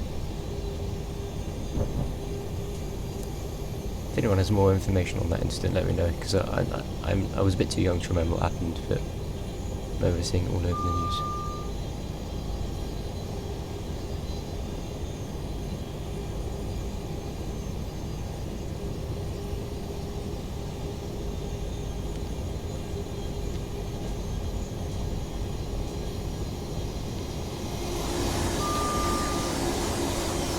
Another 700 past us, we are now passing Sydenham Station. That 378 just doesn't have any headlights on at all. Here at Sydenham, the lines towards Crystal Palace and London Victoria and West Croydon diverge off. You can see the flyover just up ahead. These are the stopping services from London Bridge, there are some of them. Thameslink also used to run this way, or did they? No, I'm thinking of somewhere else. The junction just about to come up. Thameslink did used to run this way when they were diverting. Due to the improvement works on London Bridge, Thameslink diverted via Herne Hill, Tulse Hill, West Norwood, and then joined the line just here. We are now passing Annerley Station.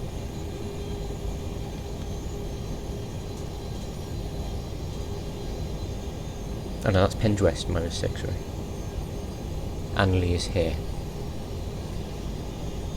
My knowledge of this route isn't very good. The stations here do look very nice to visit.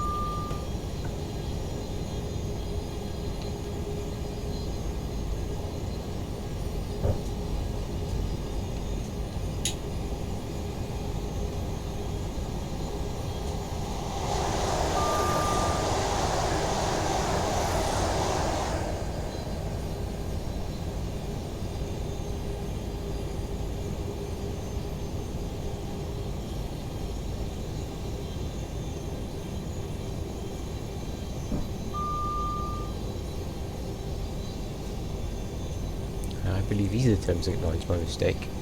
These are the Thameslink lines from Crystal Palace. Yeah, I do need to touch up on this route. As we are now passing Norwood Junction Station, where some Thameslink services do stop, we'll be passing straight through.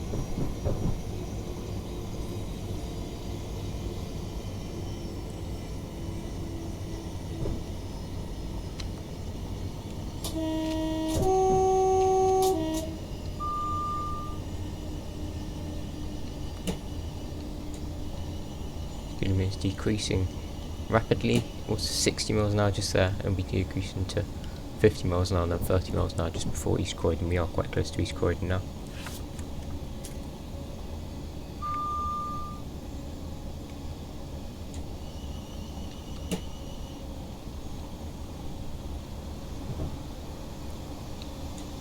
Here is a massive complex of junctions, lines diverging off to towards West Croydon as well. Selhurst train care depot on the right hand side. This is Southern's primary train maintenance depot.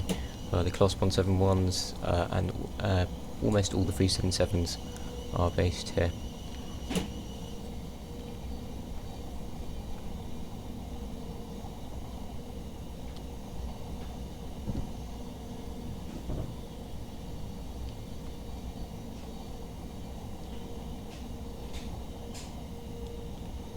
Here we'll be joining the Brighton main line, which runs from London Victoria down to Brighton.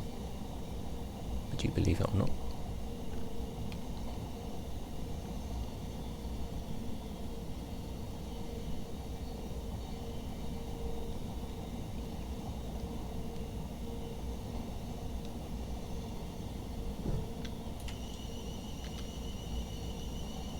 Which is just joining us on the right here.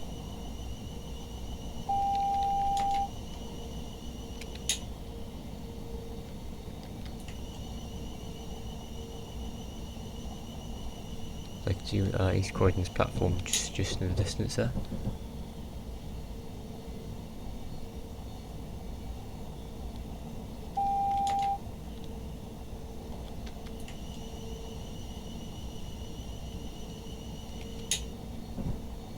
And just like that, we are in Croydon after what seems like hardly any time from London Bridge. Shortly be arriving at East Croydon. Change here for other In Croydon, national somewhere rail with and a lot of tramway cranes and stuff popping up.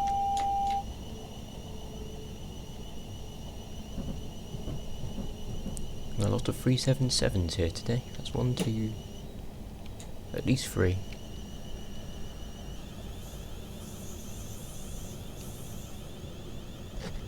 We're arriving on platform 3 here today.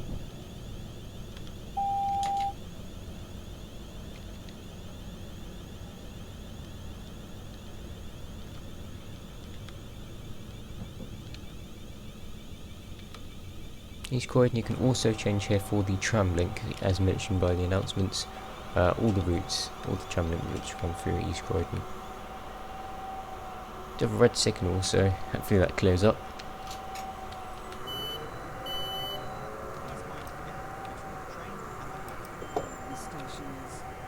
Welcome to East Croydon. It's a very nice station to film, particularly a northern part of the station. This train terminates at We have arrived ludicrously early, so we've got about 4 minutes until, Oyster, or just over 3 minutes until we are scheduled to depart, so we can after the next station. have a bit of a relax.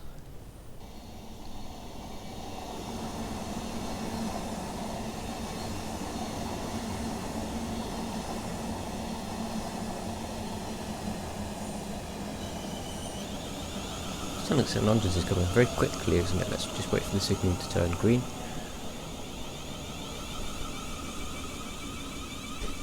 What's blocking us, I wonder? A couple of Thameslink services at the bottom there.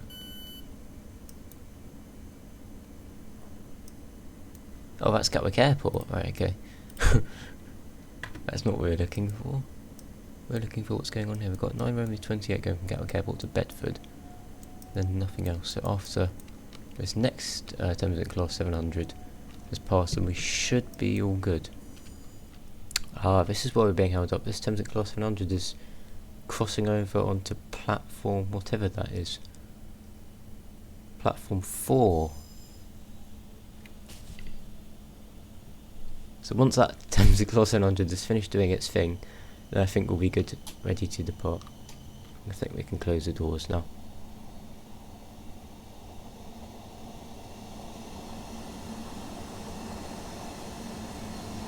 Thameslink 700 obviously must be delayed. And because it's more delayed than we have, it's been signalled in front of us. Off we go.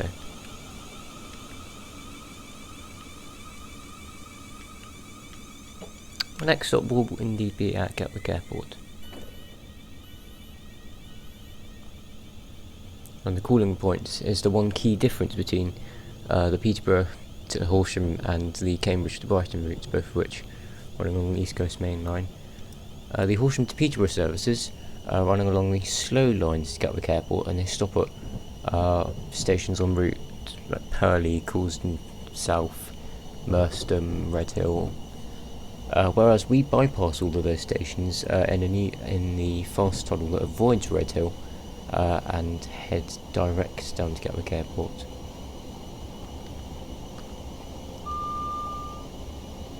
We are about 2.5 minutes late now, so hopefully we can make up some of that delay.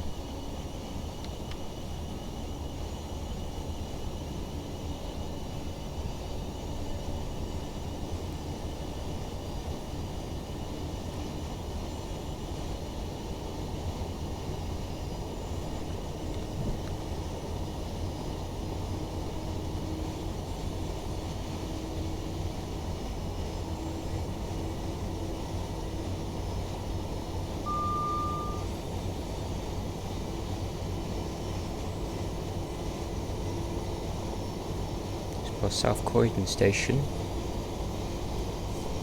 This is where the Oxted lines towards Oxted Uckfield and East Grinstead just diverge off towards the left-hand side.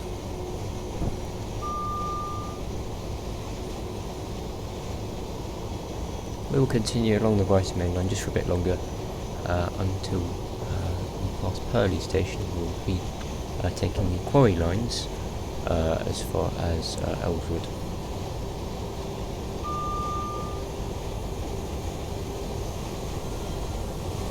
You wouldn't think this was London, would you? It's very green and our train is going un-Londonly fast.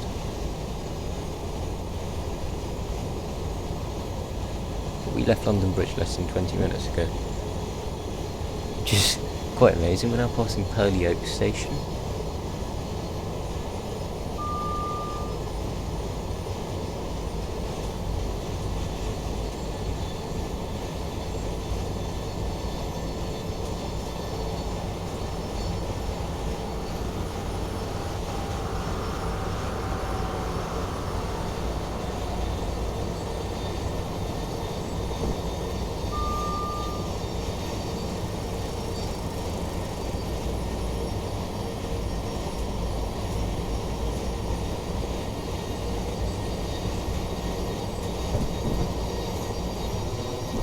Now we pass Purley Station. This is the junction for the lines towards Caterham and Tapman Corner. They branch off from the line here.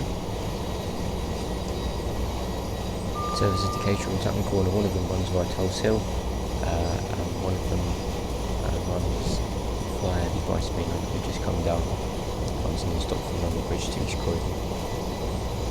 Quite a frequent service of the Caterham and Tapman Corner routes.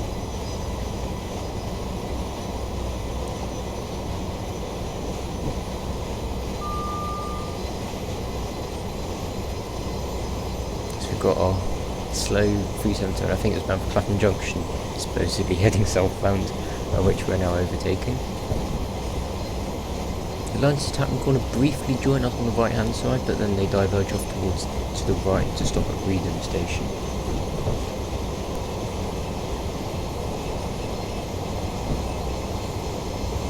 Speed limit is 90 miles an hour, so we're just approaching that sort of slowing down a bit. Reedham Station might just like water glimpse up on the right hand side.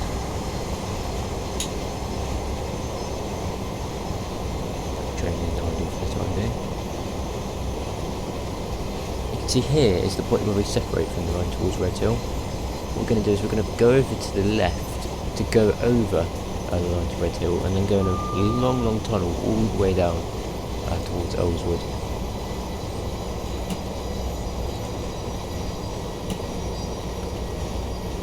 Now going over line towards Red Hill for the very last time, just missed that. And this line to Brighton is used by Gatwick Express services, Thameslink services and some fast southern services only.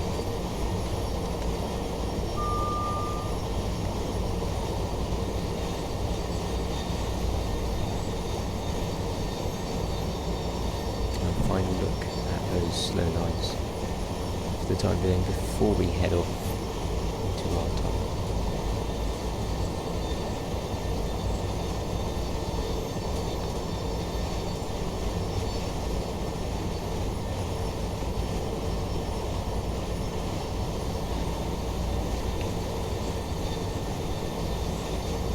The reason for this isn't some new diversionary route that was constructed by Network Rail. It functions very well as one, but it's because of two competing railway companies that operated services along here, and they each wanted to build their own routes.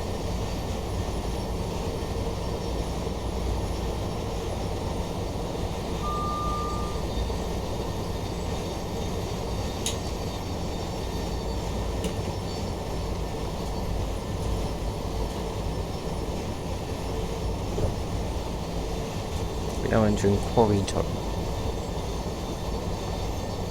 which is just over a mile long.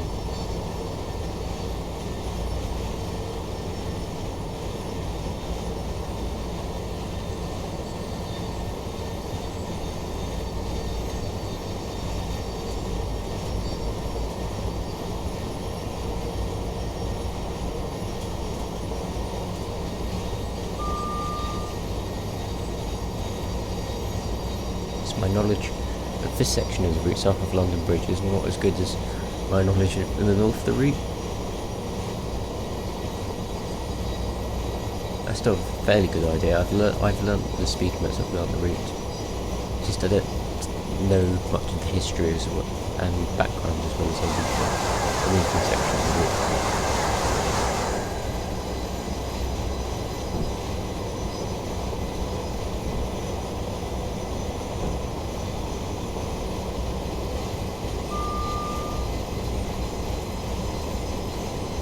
As we emerge from the quarry tunnels, we are now in Surrey.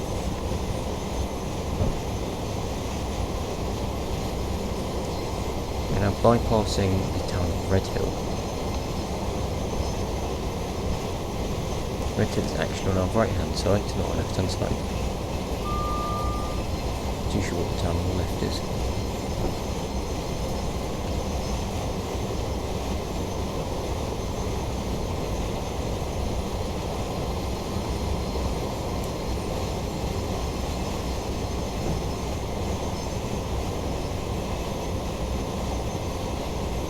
Some of the hills in the distance as well. I forget how hilly this part of the country is.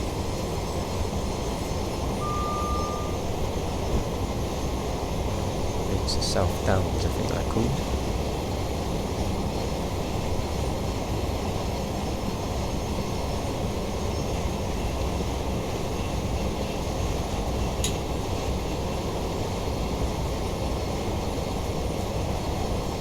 There's all adverts to say like 20 minutes from London. It has all this beautiful countryside. That's one of those must have been taken here. The speed limit is going down to 80 miles an hour. Passing through Redhill Tunnel now. We're now very close to Redhill Station, and while we're in this tunnel, the line from Redhill to Tunbridge, that Southern Services operate on, is going over us. Shortly after, we'll be joining the Brighton main line again, and shortly passing Ellswood Station. So we've bypassed all of the Coulsdon Redhill nonsense. And another 700 does the same. So roughly about a bus service, either bound for Bedford or Cambridge.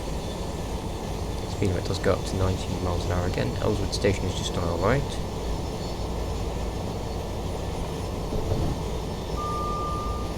Obviously disused platforms on the left hand side here as well.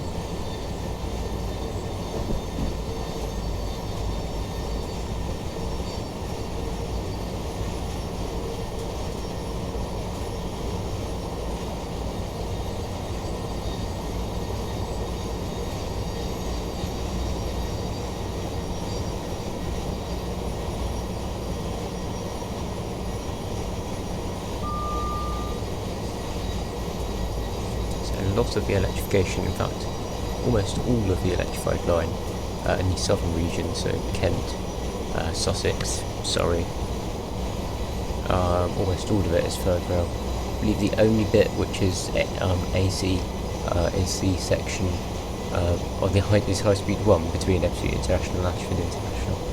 As Gatwick Express Class 387 passes us. We saw some of these earlier, didn't we? We saw one of these at Cambridge. These are the sets which are designed for Gatwick Express, but some are great still. They're due to be transferred back up to Gatwick Express, I think, later this year. Also, Hawley Station, not Hawley, Salford Station on the right hand side. Hawley is next. Hawley has platforms on all tracks. Salford says platforms on just 2 tracks. Hawley is the point where we want to start slowing down for Gatwick Airport. The 2 stations are quite close together.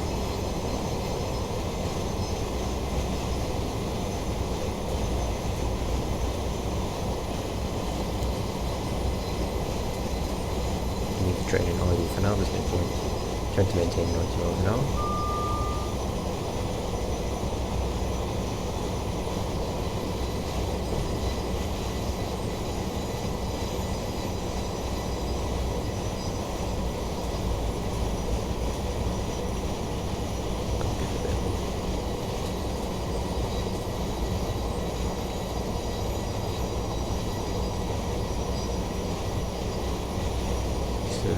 Lose our speed too quickly because we are running a bit late.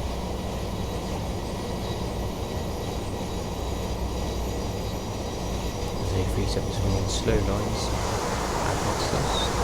It's 12 cars, it's also on stopping Brighton services. Okay, I can see Hawley's platforms just in the distance, so I need to stop decelerating now, just a gentle deceleration. Bring us down to a nice speed to arrive at Gatwick Airport.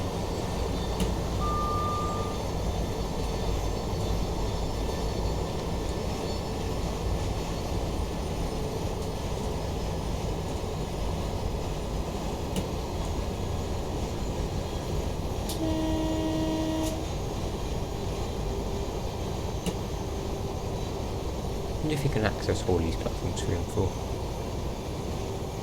You can access platform 3 because it's not a platform.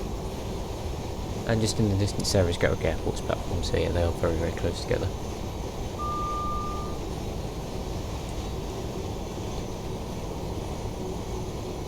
At Gatwick Airport, the main airport serving the south of London and south east, or the southern region, do I say, in terms of airplane stuff. Shortly be arriving at Gatwick Airport.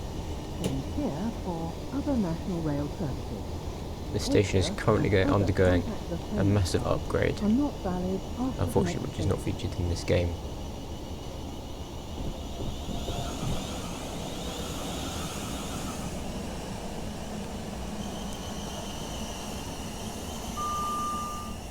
This is one of the old routes for trains, and it's nearly 10 years old now. It has aged pretty well.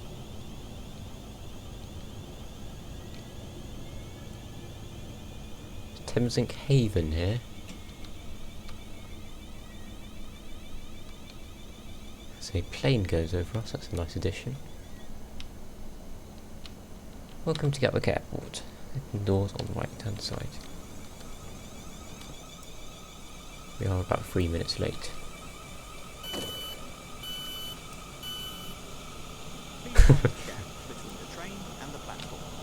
So Thameslink services.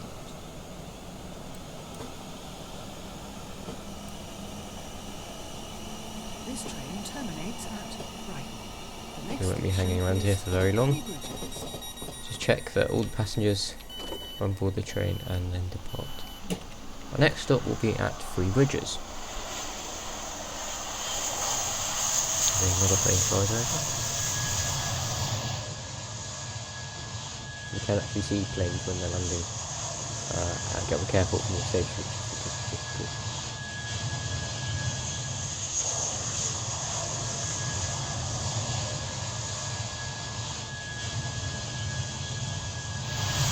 Gatwick Airport has 2 terminals. It's got the North Terminal and the South Terminal. The South Terminal recently opened following COVID-19. And yeah, Gatwick Airport is now back to its full capacity.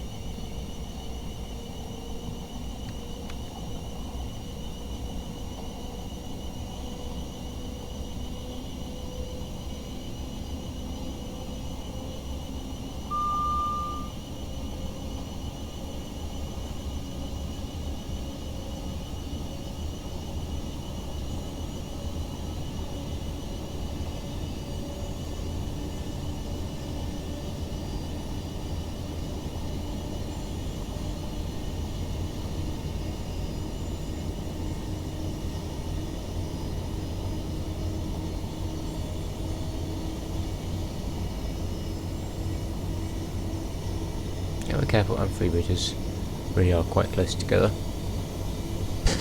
so I don't think we're going to be able to get up to ridiculous speeds between here and Three Bridges. I don't think we'll go over above 70 miles an hour.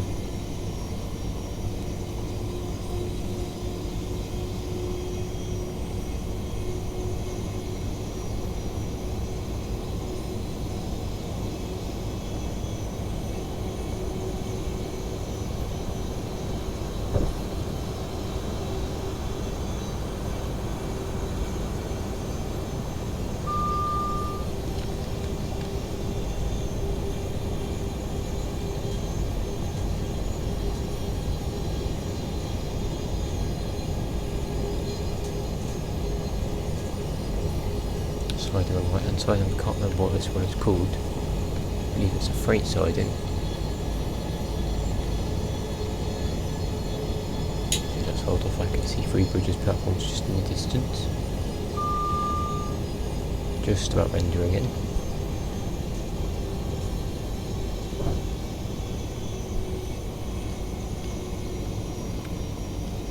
And we now arrive at Three Bridges, junction for the line towards Crawley, Horsham, and services towards Bognor Regis and Littlehampton and Southampton Central via Horsham will all diverge off here.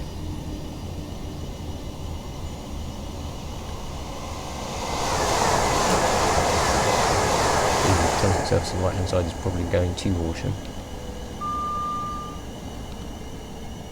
May very well even be the service from Peterborough.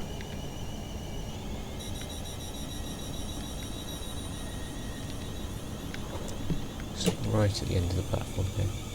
It says 12 car stop, but that's not actually far enough, so we'll stop right at the end just by the signal here.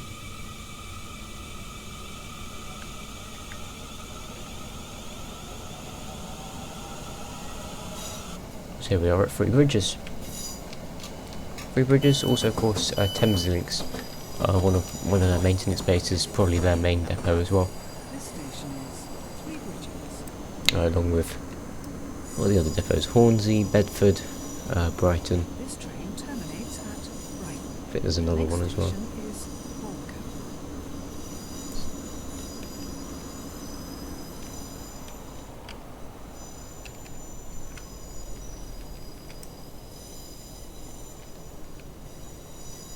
So it's just occurred to me how much has changed along this route since the Thameslink upgrade. It is actually quite incredible how much they've done. Because you think, oh, why has Thameslink been closed for however long? And why are trains being diverted via silly routes? But it has really improved the Thameslink network, I think.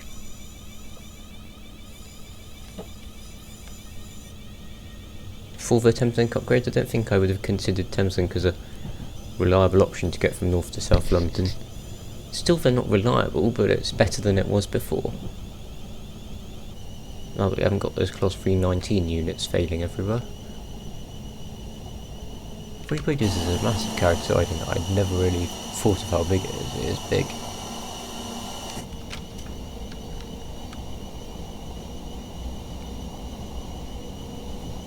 I believe most of the signalling on the Brighton Main Line is also controlled from here at Three Bridges.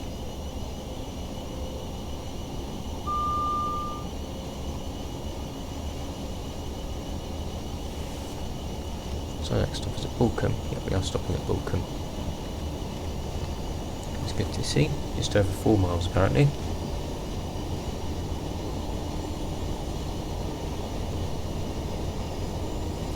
Thameslink do have a rather strange calling pattern set between Haywards Heath and Brighton, so just checking what we're calling next. I believe we only stop at Balcombe, Haywards Heath, Burgess Hill and Brighton from now on.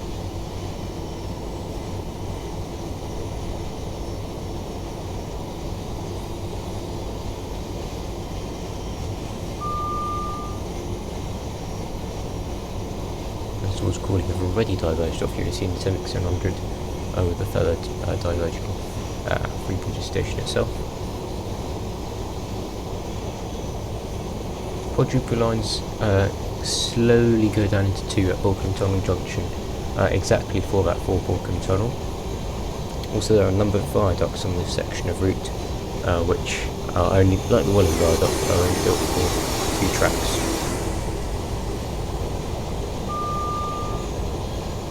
Quadrupling the Brighton Main Line would be a shout, because it does often get quite congested, and it's always good to add capacity.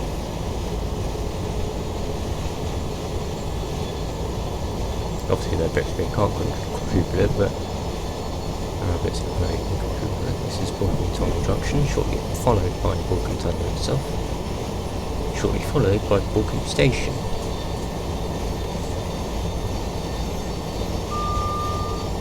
Hold off at around 80 miles an hour.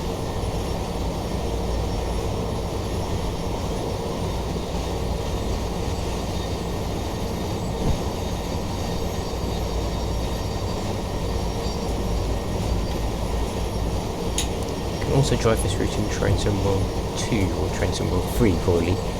By the time this video comes out, train symbol 3 will probably be available. So I'm not too sure on the graphical differences between Train Sim World 2 and Train Simulator in terms of how much better the scenery is, but I think that they've included the new sections, for example, the new carriage siding at Free Bridges, the improved depot, stuff like that.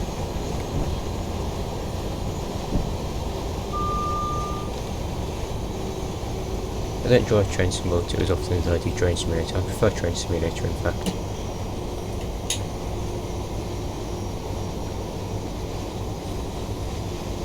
I actually prefer the graphics on here compared to Train Sim World 2. Or Train Sim World 3 if it's out.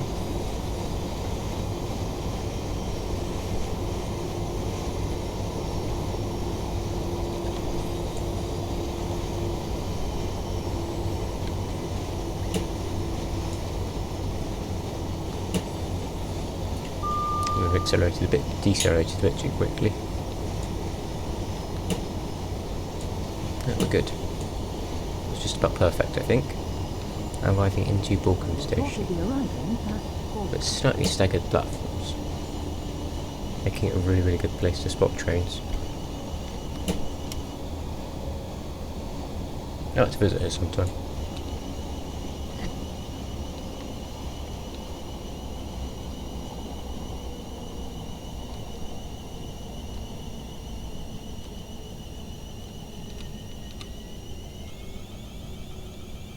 I believe this station is solely served by Thameslink. Southern, I'm just going to stop at the end of the platform here just to make sure that the whole train is on the platform. In fact, it will probably do fine. Southern only have a limited service here. Could probably have stopped a bit further down the platform actually, just to be safe. Yeah. Maybe it's only 8 cars that are allowed to stop on the platform here. The next station is Haywards Heath. I don't have a very easy to use STO function in Train Simulator, which is a bit of a shame. I don't think it's in Train Sim World 2 either, so we have to open all the doors or none of the doors.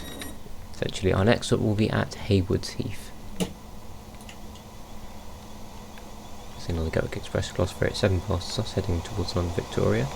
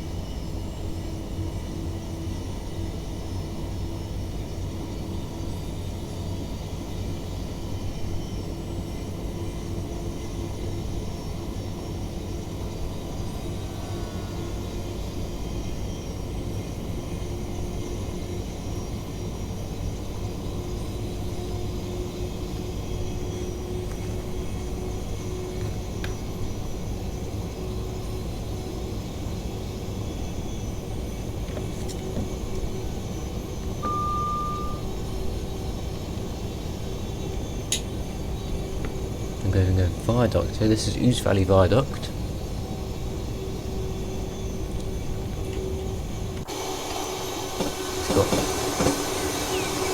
It's very pretty, this one. I think it's nicer than Welland Viaduct.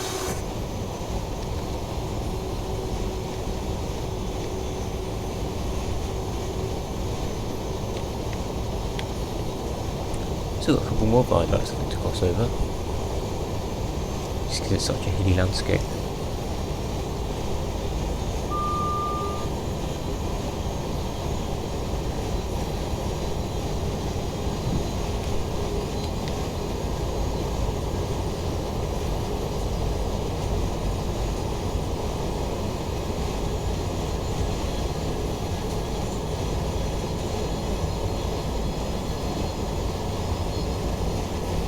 Other than the aggregate side and drawings on the side.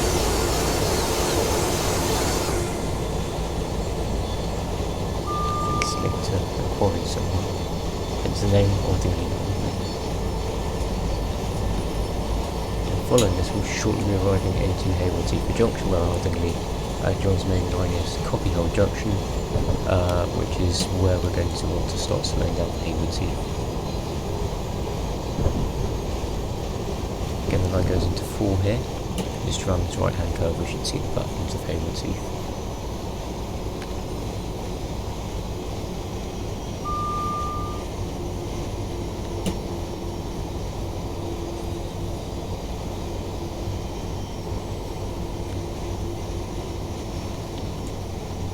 Haywards Heath is the junction for services via Lewes, as their services towards Eastbourne or in Hastings will go diverge off at this point.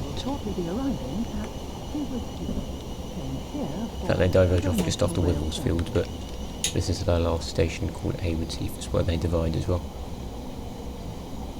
It's where they used to divide. I'm not too sure whether they still do dividing southern services.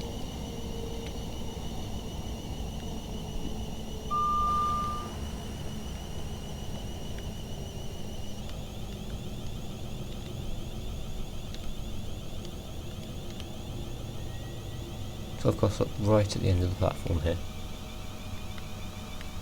Virgin trains stop. I believe this was when Virgin trains did used to operate down to Brighton. I think it's Virgin Cross Country. They used to operate services up the West Coast Main Line from Brighton. Please mind the gap between the train and the platform. I'm not sure whether that's a relic that still remains to this day.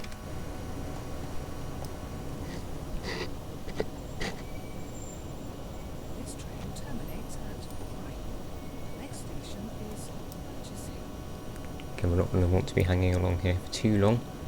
We have managed to make up a minute of our delay, so we're now just 1 minute late as opposed to two or 3. So hopefully we should arrive into Brighton on time.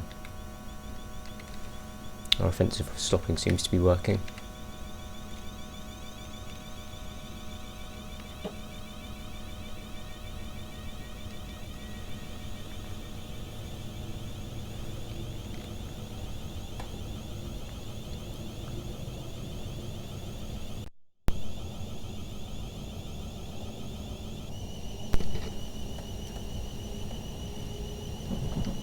There's Haywards Heath tunnel here, excuse me. It's quite a short tunnel just off the Haywards Heath station. Oh, excuse me. Right, let's just accelerate all the way up to 90 miles an hour.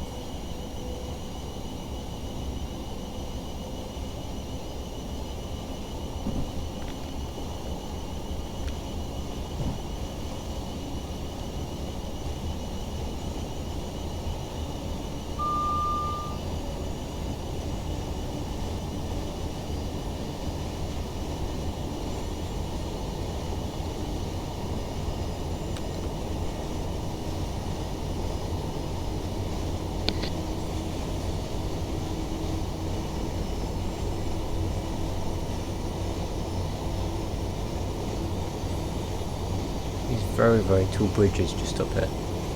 Not too sure why they're so tall. I assume we're in quite a steep valley.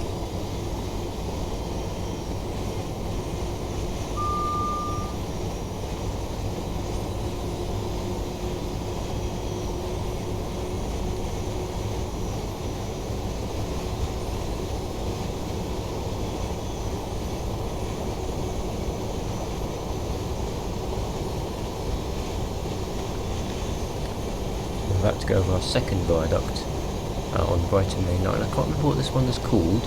It is also a very nice viaduct.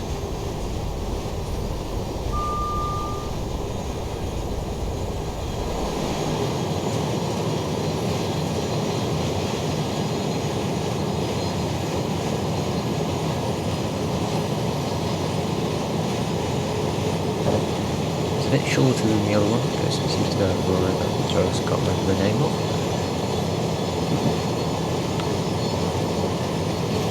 Good Untitled background information on Brighton Main Line. Got a whistled water foot crossing, which I believe all the foot crossings on the Brighton Main Line have been removed now for safety reasons. So it would either be replaced with a footbridge or a tunnel. We're now passing Wivelsfield Station, Smocks Point, where you just stop thinking about slowing down the Burgess Hill Station. Wivelsfield and Burgess Hill are essentially one place. So yeah, Wivelsfield and Burgess Hill are very, very close together. Here is the junction itself for the lines towards Lewes.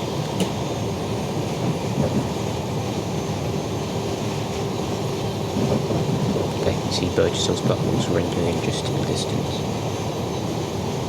So we'll be prepared to stop.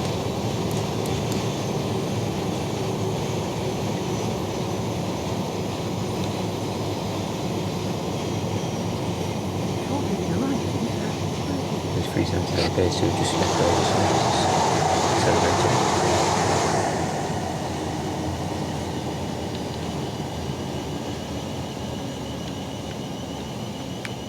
Again, we're going to want to stop right at the end of the platform here.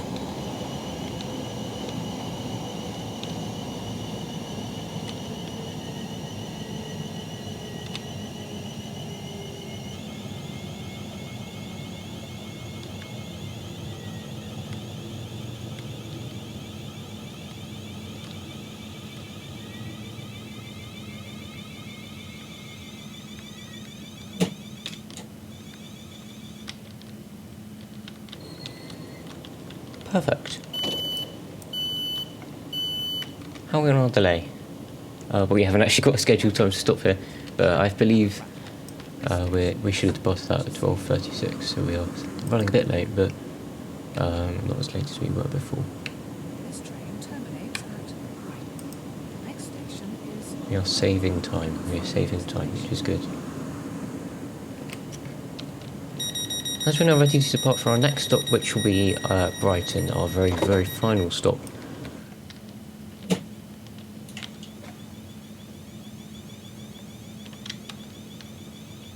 On the way to Brighton, we'll be passing Hassocks and Preston Park Station.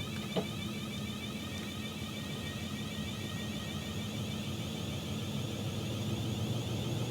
believe some Thameslink services do stop at Preston Park and Hassocks.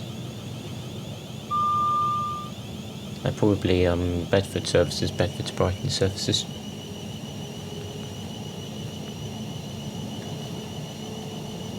As another Thameslink 700 arrives into Burgess Hill.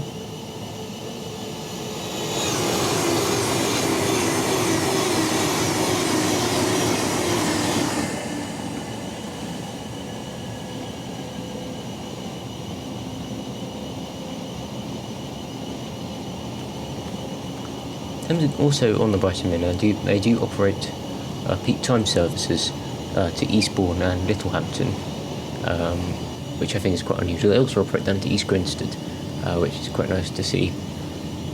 It would be nice to see some more of those services because it does seem a bit of a waste for Thameslink not to be operating more services, but I guess the limiting factor is their rolling stock. They only have so many Class 700s. How many did they have? 150 Class 700s, which might not be enough to cater for a full day service to those destinations. Of course, Southern serve them the whole day.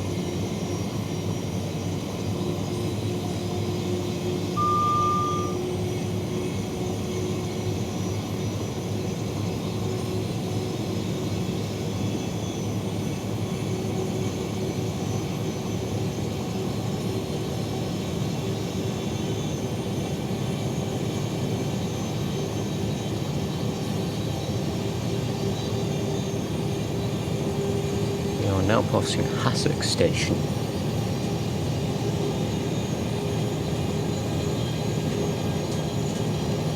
From Hassocks we are just over 7 miles from Brighton.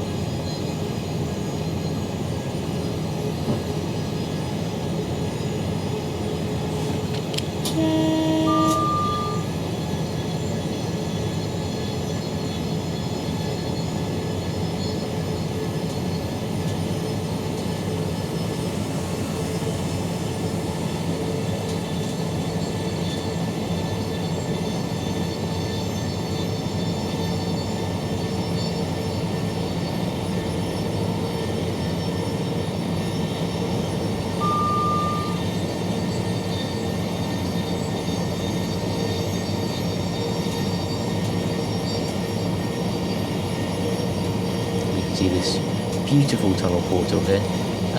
This can only signal that we're about to enter Clayton Tunnel.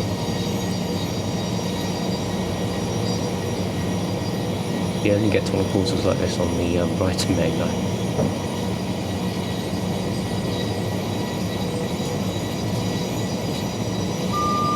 Again, the speed limits in here have also been upgraded. I think before they were 70 miles an hour, now they are upgraded to full line speed, which is good to see. I think it was previously due to drainage problems that the line speed was reduced.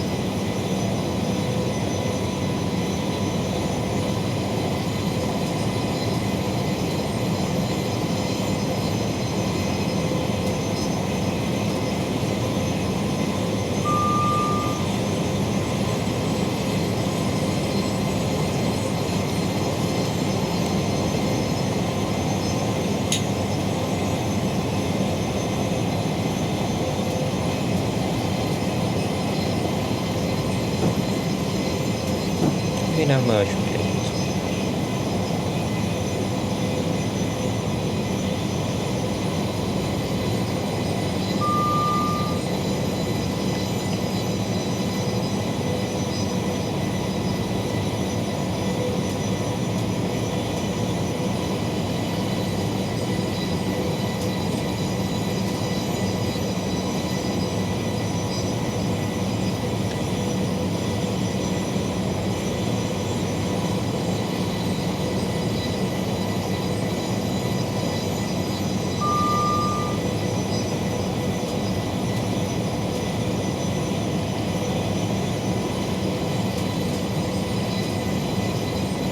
We curve around this sort of area. Again, this line speed has also been upgraded as well, so it's not 75 miles an hour anymore. We're now entering the Brighton area. Very quick, isn't it? Thameslink is quick. What's the time now? It is currently 12:42, so about 2 hours and a half we'll be arriving at Brighton just after Cambridge, which is actually quite amazing. Going to decelerate down to 75 miles an hour because I don't like breaking the speed limit, but the speed limit is increased from 75 miles an hour on the section. Now passing through the Patcham Tunnel. This is our last tunnel before we arrive into Brighton.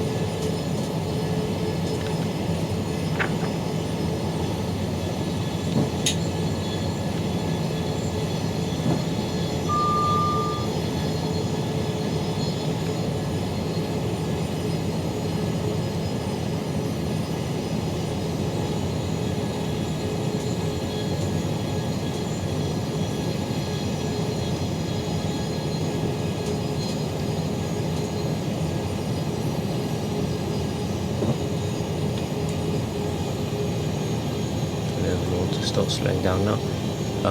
Not for Brighton Station itself, there are a few speed limits in front of Brighton Station. We'll shortly be passing Preston Park Station, which is the last intermediate stop before Brighton.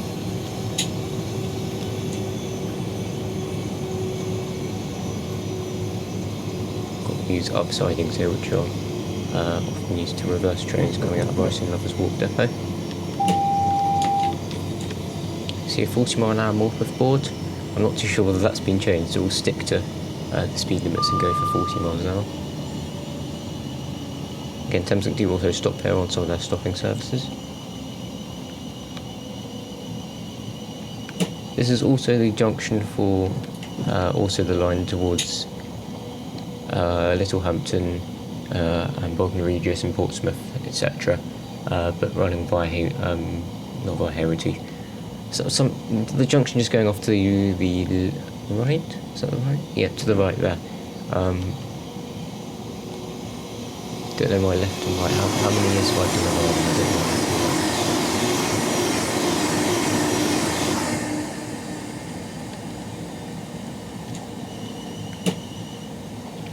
Some Southern services do take that route instead of running via Horsham, and they'll go that way.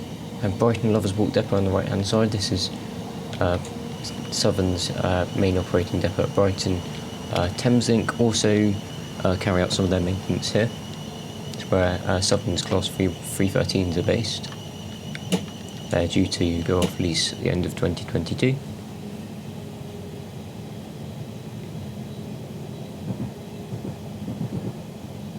We are going to be waiting outside Brighton for quite some time, which is padded into our timetable.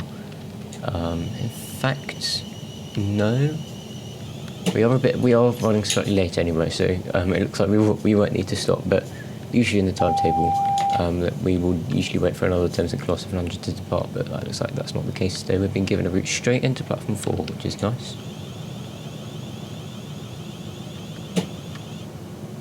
As the East Coast way from the likes of Lewes, Eastbourne, Hastings, and all joins us from the left-hand side, we are now arriving into our final stop for today, which is Brighton.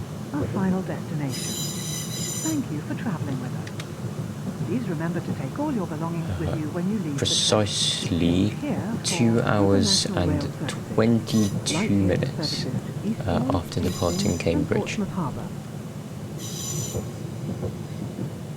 Brighton's looking quite quiet today. We've got Thameslink services, Gatwick Express services, but unusually no Southern services.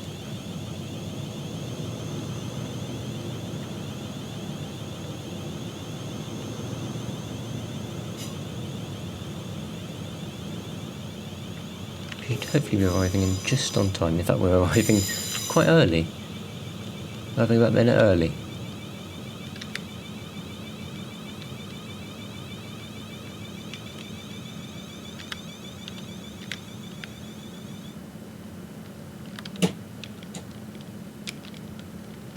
There's a perfect stop, open doors on the right hand side, and welcome to Brighton. Just under 50 miles from London, and one of the busiest stations in the southeast. There's a man overhead, his headphones on, rushes into board the train already. Let's set up the headlights. Let's get them to set to tail lights. Where are the headlights on this train? Because I only know the headlights by the keyboard shortcut.